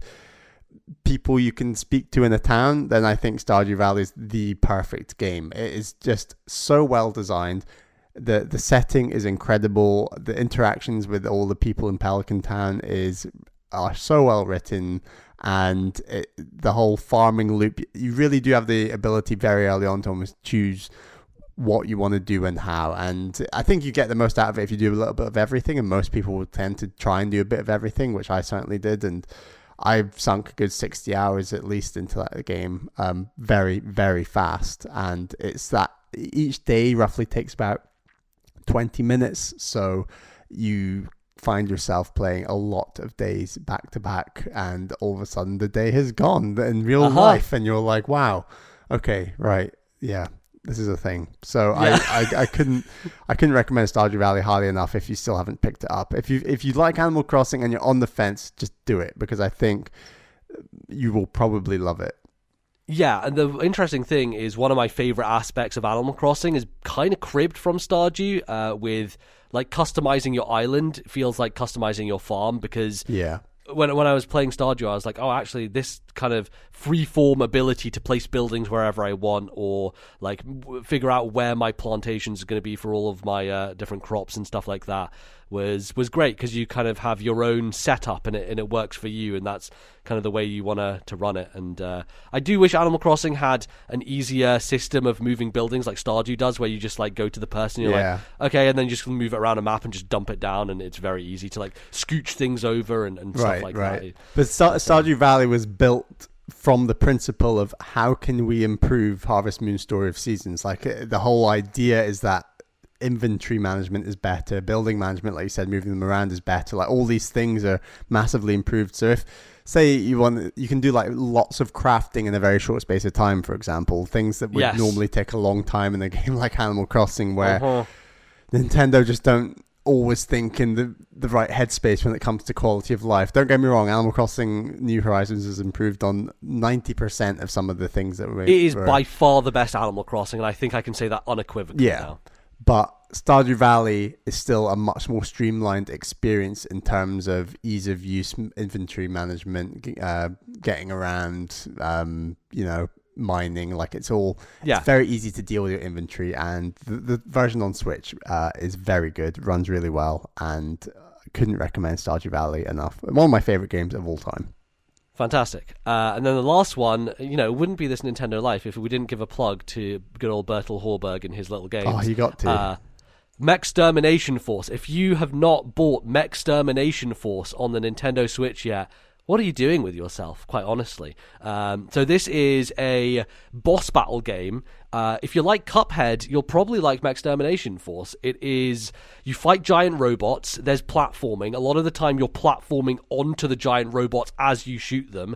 There's, I think, 16 of them or something. It's a really good variety. They can range from really impossibly difficult to you could probably do them first time to like they're this medium. Like I think overall it has a great balance of difficulty. There were certainly bosses, there was a string where I went through and I beat them all first time, but it definitely took a lot of skill and determination to do so, and it just feels, it looks great. It's such a colourful game. It pops so vibrantly, like the blues and the reds and everything is very clear from a design perspective. It is the most colourful, bright post-apocalyptic setting, and I appreciate that in a video game. Definitely. So Mechtermination Force, it is a hard name to remember. It's a hard one to market with, I guess. That's maybe part of the reason that people didn't pay as much attention to it, but this man makes fantastic games, and I would not say there is any better use of your money on the eShop than putting it down for Mechtermination Force. That is highly recommended. So Go check it out. It's not like an endless game like these other ones, but it's probably got like time trials and stuff, and you can practice the bosses a bunch. And I don't know, I should play it again. I feel like, because Gum and Clive is one of those games that I played like multiple times through because it only takes like 40 minutes to an hour, and you could also play as the goose, do the goose run or the duck run.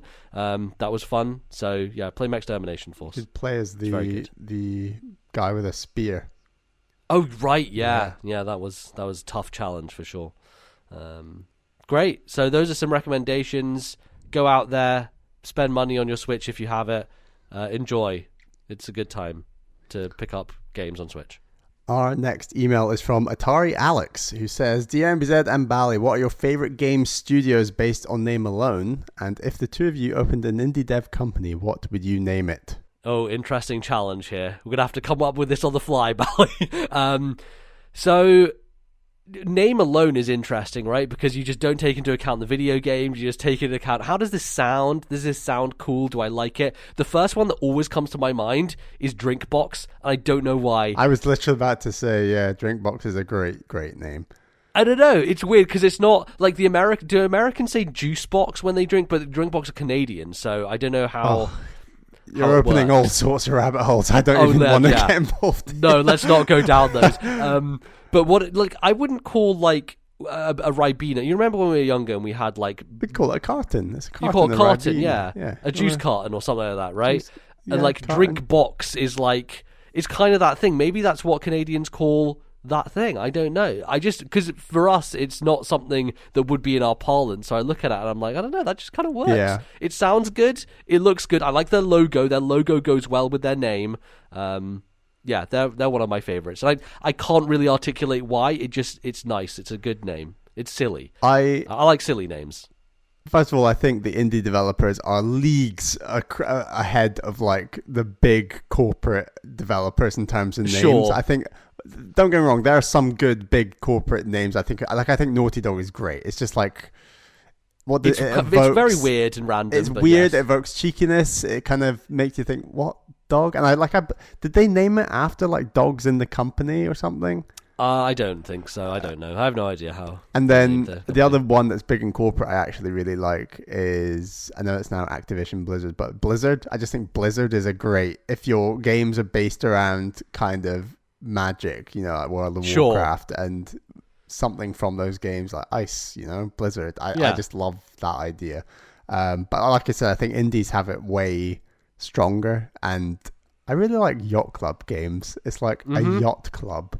Like what? It's a little bit so hoity-toity random. when you think about it. It's like, oh yeah, so we're here at our yacht club, but it's kind of, to some degree, it's like making fun of that, right? Yeah, I never really thought of it like that. Yeah, I guess so. It's yeah. No, I know. I guess it's hard to detach the name from logo. I guess because I do like their logo as well. It's a good pairing for yeah, sure. Totally. Some weird ones I like. No Goblin. No Goblin. They made. Was it the weird limo game where you spin around roundabout? I can't remember what that game is called, but like it's a weird No Goblin. Who would call their studio that? I don't know. Supergiant. I like Supergiant just because it's like, hey, let's just have these two words that basically mean big and put them together. It's like, we're a giant. No, we're a super giant. So that fits, which is ironic because like their games are some of the most like small, like intimate games. So it's like this weird distinction between like, they made like Bastion, Transistor, Pyre, like all this stuff, and yet they're called Supergiant, like as if they're this big AAA company. It's almost kind of ironic in a sense. I really like Vlambeer just because it's just like it feels like just a foreign word, and Vlambeer from Rami Ismail. They made Lufttrousers. They made Nuclear Throne. It's Rami Ismail who's big on Twitter. He's a big indie advocate. He goes and does talks with indies and stuff like that. Very well known guy, and he is Dutch. And Vlambeer sounds like a very Dutch kind of word, and I like it a lot. It's a weird one. Armature Studios, who worked on Recore and obviously made the Batman, the 2D kind of 3D Metroidvania Batman game that I played. They are ex-Retro Studios people, and I think Armature is just like a cool. It's not like armor. It's not like. It's just this weird word that I don't know if it is a word, but it kind of works and has a vibe to it that is different from anything else. It's the type of word you type it into Google and you're not going to get anything else aside from that developer. Good SEO juice with that name, I think. Any others, Bali, that stand out to you? Like image and form, where again it's like two words that almost mean the same thing or similar things, and then just lopping them together. But it kind of sounds artsy. I don't know. Yeah, there's an artsy vibe to it for sure. I really like Ninja Theory. If we're talking about bigger studios, Ninja Theory is a really great one. Like, what does that even mean? Ninja Theory. Ninjas have theories about. Yeah, and I like Sucker Punch as well. Sucker Punch is a good one. But yeah, I like there's lots Crystal of Dynamics.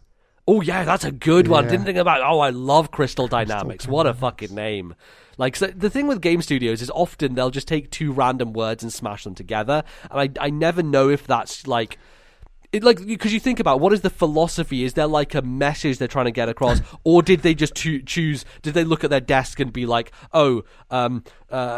plate charger, and that's the name of their company? Because there's the two things. It's like, do you ever when you watch The Apprentice and they have to come up with the team name? I always think it's just fascinating because they'll often come up with things that are to do with like strength and unity and and then all of a sudden you're like, these sound like developers, and I just thought, what's a developer that sounds like it got someone from an Apprentice team came up with it? I was like, definitely Epic Games. Like that is just the most Apprentice sounding. We're epic, we're gonna win, we're Epic Games. It's like, Jesus. It's just not a fan of names like that. I'm not. Bali, what would we call our developer? Oh God. I feel like it would have to be after something. Our names, like LucasArts. I do like LucasArts. What? I mean, there is. Isn't there a company named Bally something? Like Bally is a chain of gyms, to my knowledge, in North America. That is true, but there's also like a video game thing that has Bally in it, and I can't remember what it is, but I know Jeff Gersman has talked about it before. Like Bally arcade stuff, I think, has been a thing in the past. I know Alistair is a name used in a few. What game was it? I'm reading about it in Blood, Sweat and Pixels. One of the games has a main character called Alistair. Like that's a name that's used a few times in fantasy settings. Is that Dragon Age? Maybe I think it might be Dragon Age. Yeah. Yeah. That's interesting. But like, I don't know, like mashing up our names. I don't think, because we've been doing our quizzes on Discord, and lots of the team names are just like, let's just mash up everybody's name, which is fun. I think that for me, I would always choose like just a cool word with something that's completely uncool. So like divergent apple or something like that. You know, like something just weird that doesn't make any sense at all. Like pick your favorite fruit and pick your favorite adjective and just go with that. Yeah, right? or just like something to do with like a toy box. You know, toy box orange. Yeah, sure. Orange I mean, like box. that gives me like Clockwork Orange vibes. So maybe that's a little too close to that. Maybe not orange. Maybe like I don't know, guava. How about guava, the great guavas. This is bad. This is how hard it is. This is the process of like trying to figure out what the hell you would call a video game company. Another name I really like, if you could play on it, is Insomniac Games. Okay, I love that idea. Especially when you think about video game development and crunch and working all night. It's like, that's what I was going to say. Is like that's maybe a little on the nose in like a bad way, potentially. Or just like intelligent systems, you know. It's like, yeah, we're intelligent. We're making games. We're smart. Yeah. And systems, One that's just come to my mind, which I think works well with like Control, because I like games that control well and things like that. Stick flick games. How about stick flick games? That's quite good, isn't it? Like it's got a good like cadence to it. It's got a good it sounds nice when you say it. Maybe we'll just take that, Bally. This is our studio. This will actually happen. When we make a video game together, it will be stick flick games, and this is the origin of us coming up with that. It's like, what about like we just play on that Splatoon course and just call ourselves like Humpback Pump Track? I feel like Nintendo's lawyers would be dispatched very quickly. Well, no, it's definitely not in reference to that. We've got a Humpback Pump Track out the back of our studio. Can't you see? Yeah, just like the name of our podcast, in no way is related to Nintendo Life or This American Life. Definitely not at all. Yeah. No, zero relation whatsoever. Yeah, I mean that would be my pitch. My pitch would be stick flick games. Any other pitch that you have, Bally, for a fun one? I like Square Enix, so something like circle bag. Circle bag. There we go. Yeah. Circle bag games. That kind of sounds realistic. Yeah. You stick games on the end of any words and it sounds moderately legit.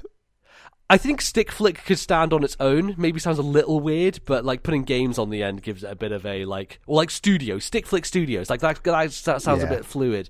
Circle bag games. I feel like the best developers, you refer to them without saying the word games or studios or. Like everyone talks about just Epic, right, or Naughty Dog, exactly. Or they don't say like games or yeah, exactly. Blizzard. Cool. I think we figured it out somehow. That was hard. It's look, man, it's really difficult. It's really difficult, but we did it. And one day we shall release a game under the label Stick Flick Circle Bag Studios, and it will be great. So yeah, if you're a programmer, jump on board and we'll put something together. That's all we need. Yep. Definitely, we can do all the art because we're such talented artists. we know what to do. Yep. Great. Yeah. Thanks very much for that question, Tari Alex. That was a tricky one. And thank you to all our other questions. And as I said at the top of the segment, we are still wanting more emails. So please send them to ThisNintendoLife@gmail.com. That is ThisNintendoLife@gmail.com. And I should also say you can type a comment, question into our emails thread on our Discord server. So link to that in the description and on our Twitter account if you want to join our Discord community. It's a great bunch of people, and we would really appreciate questions through that channel as well if that's easier for you. So yeah, do send them in. But that's all we've got time for at this second segment. Join us after the break where we're going to talk about fan bases and this Paper Mario announcement. So lots to talk about. Don't go anywhere. We'll be right back.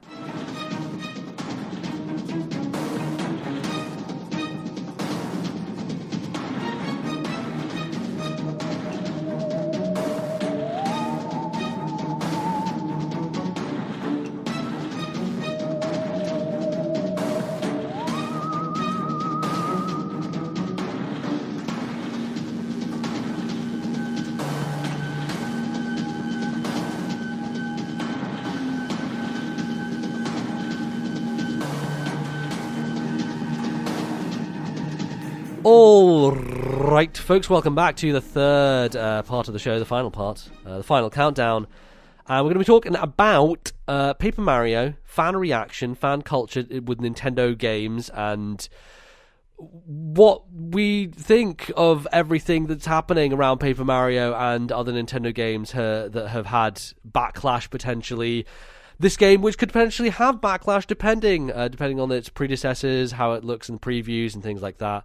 And it's an interesting topic. I thought that, not a lot of news out, and Paper Mario is one of the things that got announced as like Nintendo's slate, because we were talking last show about how there's nothing announced and we don't know if there's going to be anything else aside from the rumored 3D Mario collections, and then like out of nowhere Nintendo drops on Twitter, oh, by the way, here's a trailer for a new Paper Mario game, it's coming out in July, see you there, kind of deal. For a second I forgot the name and I thought Paper Mario the Origami Killer, and then I'm like, yes. Oh wait, no, that's Heavy Rain, right? Yeah, that's Heavy Rain. The Origami Killer, yes. Yes, exactly. No, Paper Mario the Origami King got announced, and just top level thoughts, Bally. Did this do anything for you, this trailer? Like, I know you've never played a Paper Mario before. Does it pique your interest in any way?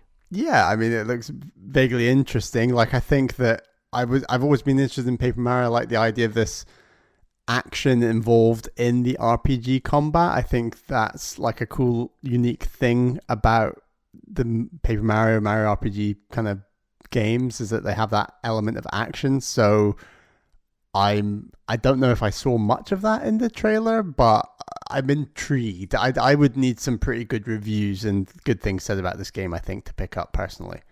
Right, and do you think that is because you have heard bad things about the modern Paper Mario games? Do you Yes. think you would be more open had this had a stronger track record going into this? Yeah. I think if all Paper Marios had reviewed maybe high 80s and lots of Nintendo podcasts and Nintendo pundits, you might say, were very hot on the last two games, I would feel more confident about this one.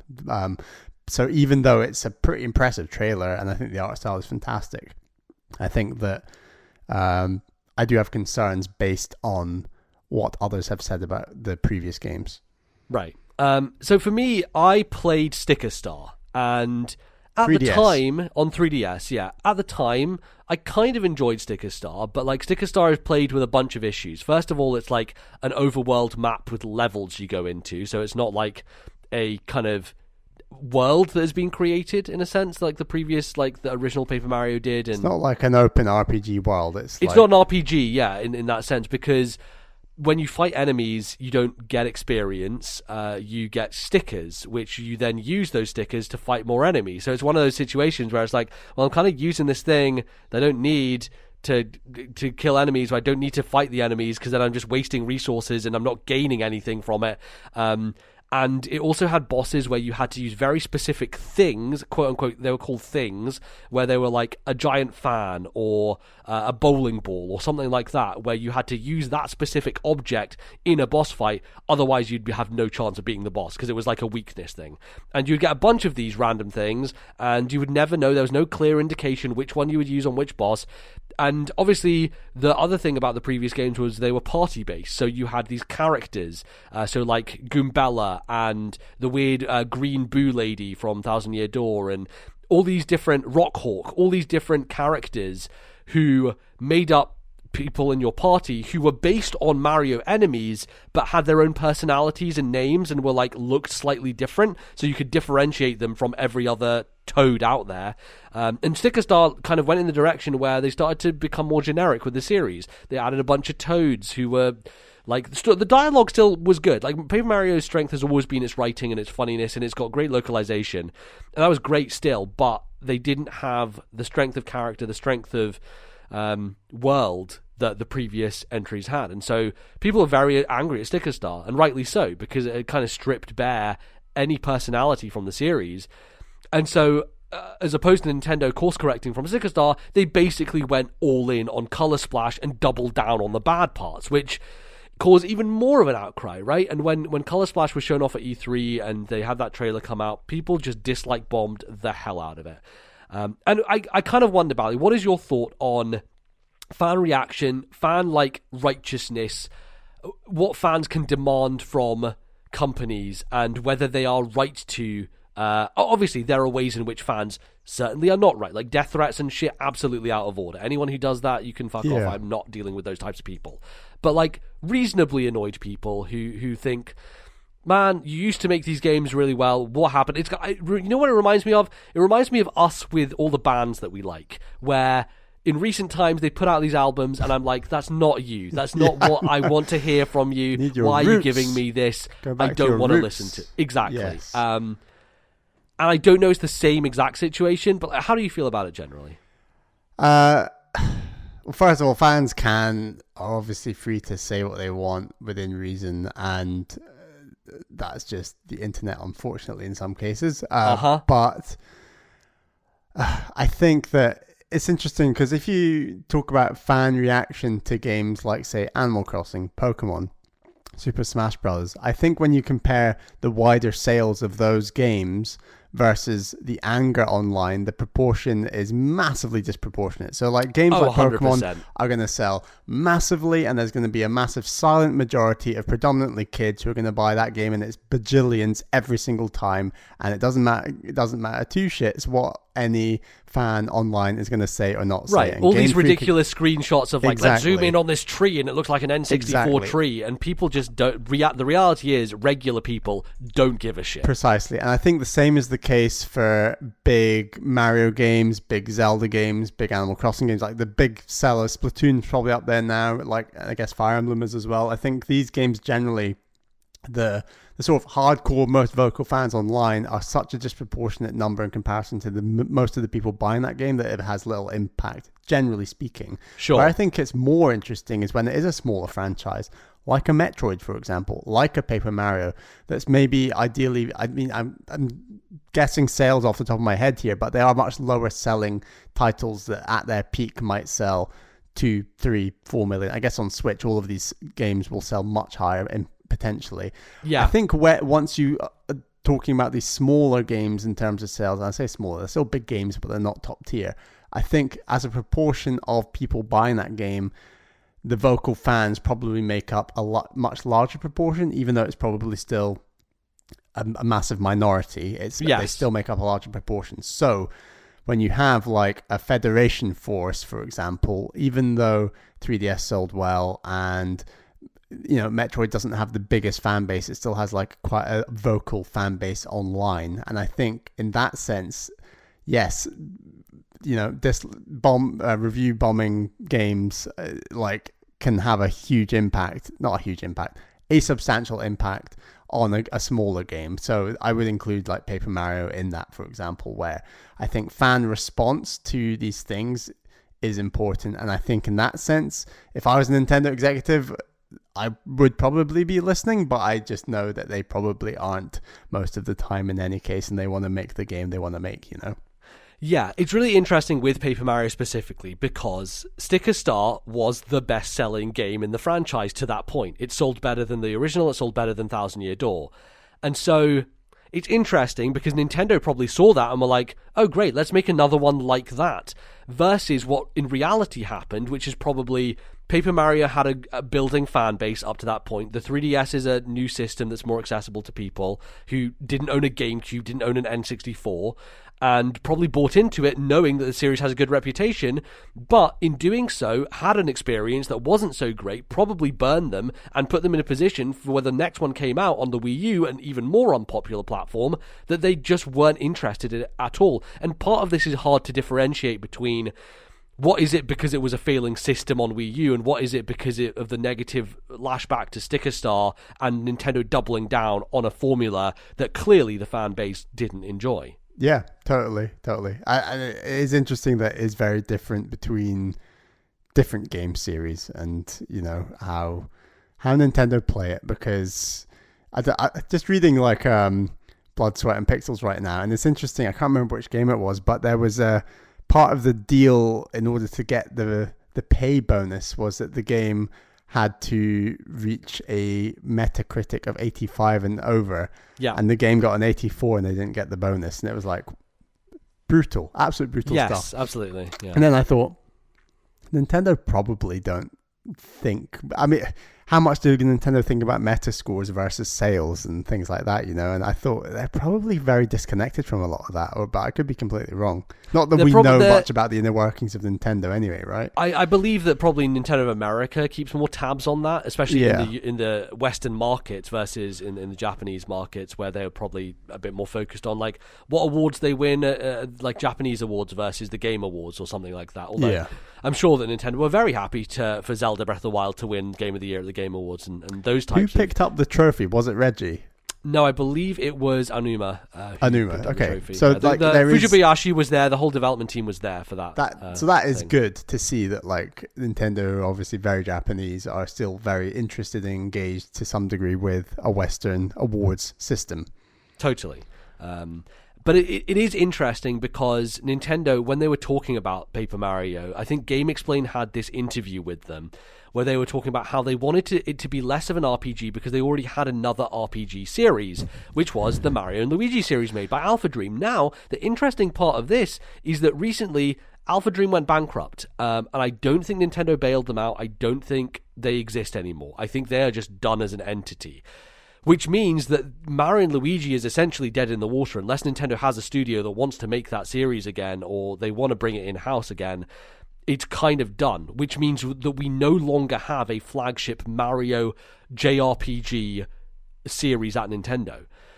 So it kind of begs the question of, like, Intelligent Systems. They're a company who are very well versed in RPG systems. They make Fire Emblem, right? Like, what are your expectations for the Origami King? Do you think, from what you've seen so far, that they are going to come back more in that direction? Because that's my healthy skepticism here, is like, I'm interested in Origami King, but if it once again does the thing where battles are completely pointless because you're not gaining experience and you're not leveling up, then I just don't know what their play is here and why they continue down this path, because I think, especially after the Color Splash debacle, they're going to have such a bigger blowback from this, if that is the case. And it's interesting because you look at another example from Nintendo's history of where they turned around very quickly, which was people hated Wind Waker, and so their next game was like totally the Ocarina of Time sequel, the darker, grittier Zelda of Twilight Princess. And Paper Mario, if this game continues down the line of Sticker Star, it feels like they just don't care what people are saying. And ultimately, it's going to come down to, will people buy it or not? Obviously, Color Splash sold abysmally. If this game has a similar reaction on the Switch, how is its sales numbers going to be affected? I think that's the interesting part with Switch, especially because so many more new people are here. How will the sales numbers of the new Paper Mario affect this series going forward, if it is indeed another one of those? Yeah, I think it is kind of hard, and I've heard very mixed things from the trailer about what RPG mechanics are actually in this game. Having not played the games, I really can't tell much from the trailer of whether there is much RPG progression at all. And I mean, what's your take? Did you see much that's convinced you that it's going to? It's quite vague. Well, so one of the things that's interesting is that people were crying for party members, and party members are back, it looks like. It looks like there are a group who goes with you. Obviously, Bowser, who's folded up in this weird kind of square, is one of your party members. But you have a Bob-omb who's going with you.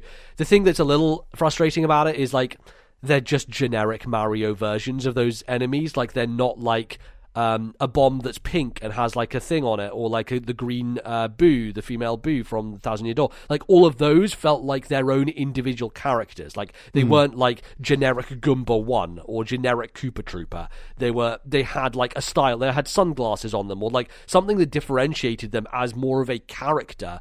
And the worry is that they kind of put in party members, but they don't feel unique as party members. So that's one thing that it feels like they're going in the right direction here. But the battle system again feels like, oh, it's kind of a new kind of weird gimmick on the battle system. But there's nothing that you can tell from there that indicates you're leveling up. So we don't actually know yet. Yeah, I mean, I actually think my prediction would be that there's not really going to be a ton of RPG mechanics. But I actually think this game is going to sell very well because it is on Switch. And I think that is it's almost like a poison chalice where... Right. I think this game could sell 4 or 5 million or something like in that ballpark. And that will be a very successful game for Nintendo. And they will think ahead and say, let's make another one of those. And That would be a real shame. That'd be my what my gut says. I mean, is that where you would probably put your money at this point in time? I don't know. I think it depends on how the message has gotten out, right? Because let's think about something like the Xbox One debacle, where the hardcore people knew about the fact that Xbox had reversed on their DRM policies. But the big news story was you can't play online any game without being online on your Xbox. And years later, regular people still believe that's the case because that was the news cycle. That was the big story that came out of it. Now, obviously, this is a much smaller scale. Paper Mario is a niche franchise within Nintendo specifically. I wonder at like the communities out there of like, I think a lot of people, especially people who watch like Arlo, for example. Arlo is a big YouTuber and he's like the Paper Mario YouTuber, right? He goes on about it all the time. And there are probably a lot of young kids who watch his channel who have never played a Paper Mario, but they have formed their opinions of Paper Mario based on his opinions. So they're not really their opinions. They're just opinions that they have formed based on the YouTuber they like. And therefore it becomes their opinion as like impressionable kids will do that, right? That's what happens. And so you got to wonder when this game starts getting previewed, when things start coming out about it. They're all going to buy it. if they all watch Arlo and Arlo is like, this is bad, then they're all going to be like, that is bad. And they're going to tell their friends, this is bad. And it propagates throughout communities and throughout a wider sphere. And there's Arlo on the side of he wants RPG mechanics and he will call it out if it doesn't have them, for example. Oh, definitely. 100%. Okay. He's so that definitely is on that then. track. Yeah. So that's the interesting thing. And you have to wonder, how does that small community, how does that message branch out to a wider group of consumers, and does that ultimately affect the sales numbers in the end? Because if the answer is yes, then if this Paper Mario tanks, either Nintendo are going to say, well, no one likes Paper Mario and kill it as a series, because that's the stupid thing that they do sometimes, or they will go back to the drawing board and figure out another way to do it. And, you know, as I said, with Zelda was an interesting one, because I think... Do you think that because Zelda is such a big series and it's so important to Nintendo that they feel more of a need to actually listen to people's complaints about it than other series? Yeah. I mean, I think that regardless of the response to Wind Waker when it was first shown, I think Nintendo were probably always go. I don't think Realistic Link was ever dead. I think he was just on hiatus, you know? Like, I think that they were always going to return to a Realistic Link, and arguably a series like Lord of the Rings might have sped them up, perhaps. Oh, I mean, Twilight Princess is so Lord of the Rings inspired, it's not funny, right? So I think that it just... that initial Twilight Princess reveal, which is like one of the best E3 reveals of all time, just kind of hit a niche at the right time, where you had the combination of people angry with the style of Wind Waker plus Lord of the Rings coming out, plus, you know, Wii technology. I mean, and the Wii and the GameCube are very similar tech, to be honest. And obviously Twilight Princess came out on GameCube, but like, I think it just hit a moment, and it is very strange to now look. Here we are in 2020 looking back, and a lot of people prefer Wind Waker to Twilight Princess going backwards, and it is crazy how listening to fans in the moment might not always be the best thing in the long run for a franchise, right? Where a lot of people, especially me, compare Breath of the Wild to Wind Waker a lot more than, say, Twilight Princess to Breath of the Wild, and there are a lot of things that were done in Wind Waker that you know, were quite a big deal at the time. Like, I think the Great Sea was just fantastic at the time, and I think that, you know, there are things to do with Zelda that inspired Breath of the Wild from Wind Waker, and I think that it is funny to think now that we think of Wind Waker in such a positive light, when at the time, I mean, I was too young and wasn't following the internet closely enough at the time of the Wind Waker reveal to remember. But like, from what we know now, there was a lot of bitterness about that reveal, and it is crazy how much of a U-turn has happened on that game. Yeah, and I think that's like a very skin deep negative appraisal from the fans, right? I think the other interesting aspect of the Zelda series is people were annoyed that the formula was the same for so many years, and it did take Nintendo almost a decade from, like, I guess, Wind Waker all the way through Twilight Princess through Skyward Sword to eventually change it. And I think Skyward Sword was the breaking point for a lot of people. I personally love that game, but, like, I get it. People were done with the formula of get the item, go to the dungeon, do the dungeon, right? It it had broken a lot of fans, and I think that was shown partially in the really abysmal sales numbers that Skyward Sword posted. It was on a system that sold 100 million units. Skyward Sword sold like 3 to 4 million on the Wii, which part of it might be to do with Motion Plus. You know what Twilight Princess was on Wii? Twilight Princess was much more successful because it was right at the launch. I think it's over 10 million. Twilight Princess, before Breath of the Wild came out, Twilight Princess was the best-selling Zelda. And Wind Waker was like one of the best-selling GameCube games, right? Yeah, probably up there. I don't know how many Wind Waker sold, but a good portion of the GameCube-owning audience probably owned Wind Waker. So like Breath of the Wild is maybe the example that we look to here in terms of mechanically, like more similar to Paper Mario. What's the mechanical change that needed to be made? And eventually they did it, right? They did make good on it, and surprise, everyone fucking loved it. But Paper Mario is an interesting one because they had a good thing that people already loved, and then they just took it away for no perceivable reason other than potentially their internal logic that they already had an RPG series on the go, so why do they need another one?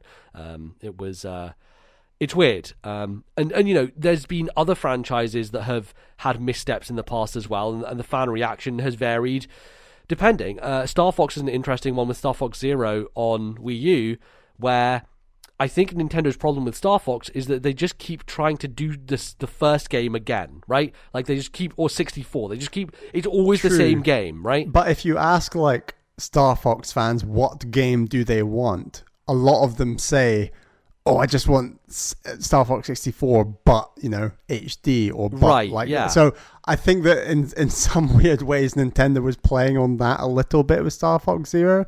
And then there was just aspects of the level design, especially, I mean, for me personally, the stuff where you're the helicopter doing all the stealth stuff and flying, that is not good at all. But I absolutely loved the flying around, the swapping to the chicken walker. I think that stuff works really well and is actually really innovative. And I think the game has enough, you know, linear 64 style levels to appease those fans while at the same time doing something new. But obviously that's not how it played out amongst a lot of fans. Totally. It's interesting. And I think Smash Brothers is another one where, God, you have a ravenous fan base, just like insatiable. When's Melee HD coming out, MBZ? That's what I want to know. Fucking never, please. Don't just... the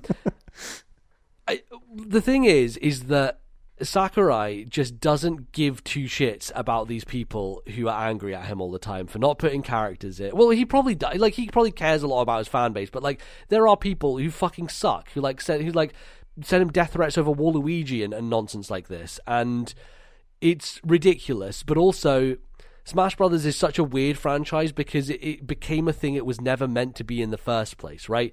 With so many Nintendo series, they're all about like reforming a genre that was something for most games and changing it to something different. And like Smash Brothers is Nintendo's take on a fighting game, and it's not really supposed to be a fighting game. It's supposed to be this ridiculous party thing where you throw objects at each other and dance around and do nonsense. But the fan base around it and all of the culture that has been built around it is so into that other aspect of it, of playing as a hardcore fighter, no items, playing with certain characters in different tiers and things like that. And I think that Nintendo have done a better job of catering to that community over the years, especially when you look at like all the tiny details that they give out. But still to this day, they put out a patch, or they put out patch notes, and all the patch note says is like improved game balance. And that doesn't tell you anything when you think about like Capcom or like NetherRealm, or these companies that give detailed breakdowns on like frame data and shit like that has changed in every patch. The Smash Brothers community has to do that themselves. They have to do the legwork of figuring out, what has changed specifically with Bayonetta or Fox or all these different characters. And it's interesting because I don't think that there's necessarily anything wrong with people doing that. I think it's great, like the people dig into that, but it does create this weird divide and vitriol between the fan base of Smash Brothers and the developers of Smash Brothers.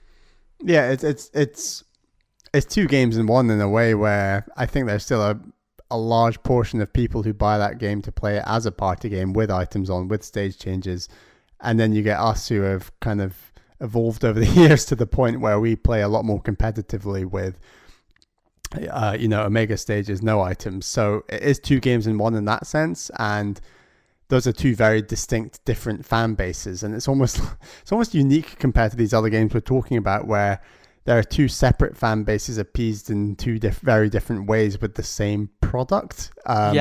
Which is very strange. And it's I don't know enough about other fighting game communities, but can you play other fighting games in two distinctly different ways in the same way as Smash Brothers, where one is appealing to a party base versus a more hardcore base? Like it does feel very unique in that sense. So I think Nintendo have gotten better at appeasing both sides, and I think stuff like the Omega stages, for example, was an absolute stroke of genius. And it was like, yes, Nintendo's listening, this is incredible. Like, you can play any stage like in Omega form, this is fantastic. And I think, but when you combine that with how bad the netcode is, for example, and that might be an issue with the Switch more widely beyond Smash Brothers, arguably, than the actual game itself and like the online functionality. But it's just some ways, in like their relationship with Evo, for example, like that's come up recently, where Smash is am I right in saying Smash Brothers was dropped because the online code for Smash Brothers is like netcode for Smash Brothers is so weak that there's just zero possibility of being able to host any sort of online tournament at this point in time with COVID-19. Like I think that they just dropped it, and I don't think they necessarily said why, but I think the implication... It was perceived, it wasn't... Yeah, the implication is that, this netcode fucking sucks, we can't have a serious tournament with this, so we might as well drop it. And when another few games dropped that also didn't have netcode, and that's how they matched them up. So, but I think Smash Brothers is still in a good place where Ultimate really is doing a lot of things that fans on both sides of that divide I was describing are keen on. Like Ultimate, the idea that all these stages and all these characters are back, regardless of whether you play that game casually or more hardcore, is an incredible thing to include, and does speak to all those fans who are like, oh, I miss Ice Climbers, or I miss Pichu, all those fans, of course, who were wanting Pichu back. But the hordes of them, the massive hordes. Absolute hordes of them. So the fact that they brought all those characters back, there are these suggestions that Nintendo is listening, and I think that is really good to see. Definitely. Is there a Nintendo series where you feel like an entitled fan, where you're like, fuck's sake, Nintendo, why do you do this? I hate you for doing this. Mario Tennis. The N64 version is the best. Keep it vanilla, keep the physics heavy, don't do all the power-up nonsense, and that game has never been the same since, honestly. And it was a game mold that they just ditched and haven't returned to, in a similar way to them not returning to the RPG mechanics in the Mario Tennis and golf games, like handheld. That would be nice to see. And I mentioned recently on the show, if Mario Golf comes out on Switch, which feels fairly imminent, like as a big seller that they want to, it's not a huge seller, but as a big tentpole release that they want to get behind, it feels like a Mario Golf game is in the pipeline in the next few years, and it would be incredible for that game to have the RPG mechanics that those Game Boy games included. So that's Mario Sports is probably where I feel the most entitled, that the old games are just better than the new games and they need to go back to their roots. I would probably say Mario Party is the one that annoys me the most in terms of... That's a good one too. The hell are you doing, Nintendo? Like so many of their series should have online of some variety, but that's the one where it stings. That's the one where it's like, I mean, come on, like, figure it out already. Or like the fact that it's been so long since Wave Race and F-Zero, it's just like, you can release an HD version of these games with some online functionality. That game would do fine. Like... Yeah, and when they say things like they have to reinvent it constantly or do something new, and at the same time, look at what happened to Star Fox. Like, they only brought back Star Fox because they're like, oh, let's do a weird thing with a gamepad. And like, granted, I know you like that stuff, but most people were like, this fucking sucks, I don't like this, and the game sold terribly. Partially it was on Wii U, partially it's a niche series like Star Fox, but also partially because it got shat on by so many people in terms of its quote-unquote innovation. So we like quirky, innovative Nintendo, and sometimes it hurts them, and that is really unfortunate, because I think when Nintendo have been at their absolute best is when they have gambled, done something new, come up with a new IP, a new idea, like a Splatoon, and everyone goes, this is great. This is fantastic. It's so unique. It's a Nintendo twist on an existing formula, like third-person shooter, and it just is a fantastic game. Absolutely. So yeah, basically the moral of the story is just wait for reviews of Paper Mario, and if you don't like it, don't buy it, and send your message to Nintendo that way. Like, in all honesty, that is the strongest message you can send, is like, if you don't like it, don't buy it, you know? They will only listen to their wallet for the most part. I'm sure they do take in some fan feedback, but that is the one way in which they can very physically see, people don't like this because nobody bought it. Yeah. And if it is a really negative experience with Mario behind it, and this Mario game is awful, then you know that Nintendo will be putting in a lot more effort into this 35-year Mario Anniversary Collection rumor that we might see at the end of this year, sort of thing. Like, I think that's they probably think this is going to be a much bigger seller than, whatever this Paper Mario game is going to be. Yeah, for sure. Don't worry, fans who've been crying out for, because that is something fans have wanted a long time, is the ability to play a game like 64, Sunshine. These games like haven't had the ability to in a while. Well, 64, yes, you have, but Sunshine you haven't, and people want the Galaxy remakes, So like, I think having all those all in one place on Switch is going to be a huge seller, far more so than any Paper Mario game's ever going to be. Yeah, very true, very true. Cool. Well, that will close us out for the third segment. Thanks everybody for listening to us talking about video games on this podcast.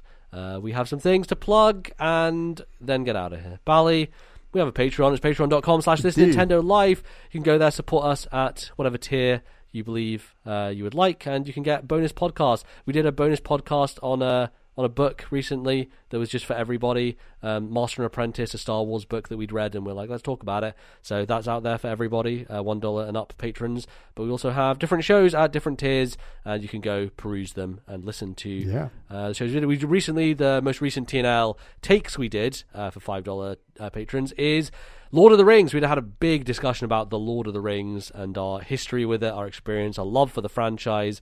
So you can go check out all that stuff at patreon.com/ThisNintendoLife, and we'd like to thank some of our patrons, Bally. Yes, thank you to all of our patrons, but thank you especially to our $10 tier patrons. They are Atari Alex, Thomas, Jackbot, and my fiancée Caroline. Thank you for your support. It's hugely appreciated. And yes, as MBZ said, we did a great episode on Lord of the Rings on TNL Takes. I really enjoyed that one. So it was great fun, yeah. As you said, MBZ, $5 and up, and you'll be able to download that alongside, I think we're up to over like 40 other, I think 30 total, yeah, 30 podcasts for $5, or I think you can get 16 podcasts, 15 podcasts for a couple of dollars. So if you want to give us a little bit of your money, download all the episodes. It's good times. Good stuff. You can find us in various places like social media. Twitter is one of those. The only one I live on. It is my life, probably, in some senses. And that's probably bad. I should look out the window sometimes instead. But I am on Twitter, and so God rest my soul. At TNL Podcast is the Twitter you want to look for. It has links to our Discord, to our YouTube channel, and updates on all the things we do.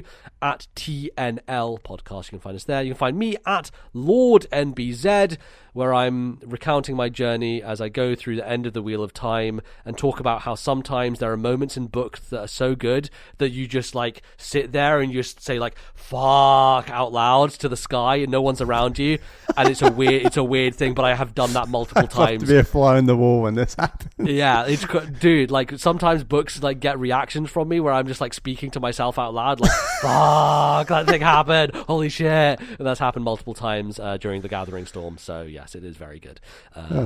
Where can they find you, Bally? I'm on Twitter at Ballyman91. That's BALLMAN91. I think you missed out a Y there. First time I've missed out a Y. Misspelled your name. BALLYMAN91. You're right. I did not say the Y. So it's not Ballman. It's Ballyman. So there we go. Yes, please, everyone follow Ballman91 on Twitter. For some very fun. I'm sure that I'm willing to bet that handle does exist out there somewhere. So anyway. I think Ballman90 might exist, but not Ballman91. Someone out there can take that handle and create a Bally meme account. If you would like to do that, be our guest. Yes, you can find the show in various places. We are on Stitcher. We are on Apple Podcasts. We are on the other one, Spotify. That's one. TuneIn. We're everywhere. So go find us. Look us up in your podcasting. Do we know any more about Google Podcasts? Bally, I've given up on Google Podcasts. One day they'll talk to me, but until they do, I'm not talking to them. They're not my friend anymore. We'll see. I don't know. So you can find us all over the internet. Just look for This Nintendo Life. That should be a place to find us. And that's probably going to close us out. We're thinking about next Backlog Club. We'll probably talk about that next time, figure out what we're going to do. But I hope you all enjoy Xenoblade when that comes out, and let me know about it on Twitter and things like that. It's a fun time. And we'll be back next time in a couple of weeks to talk about more Nintendo, more video games, more nonsense. Until then, thank you for listening, and bye-bye.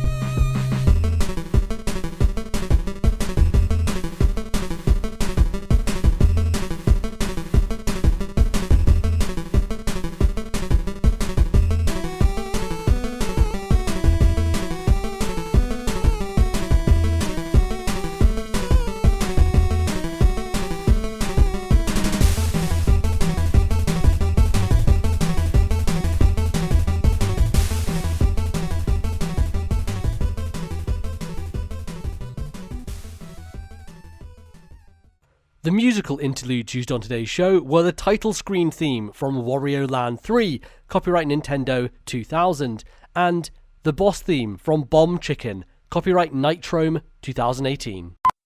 Alright, you ready? Claps? The claps.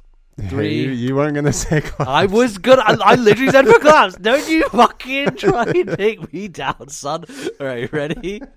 3, 2, 1...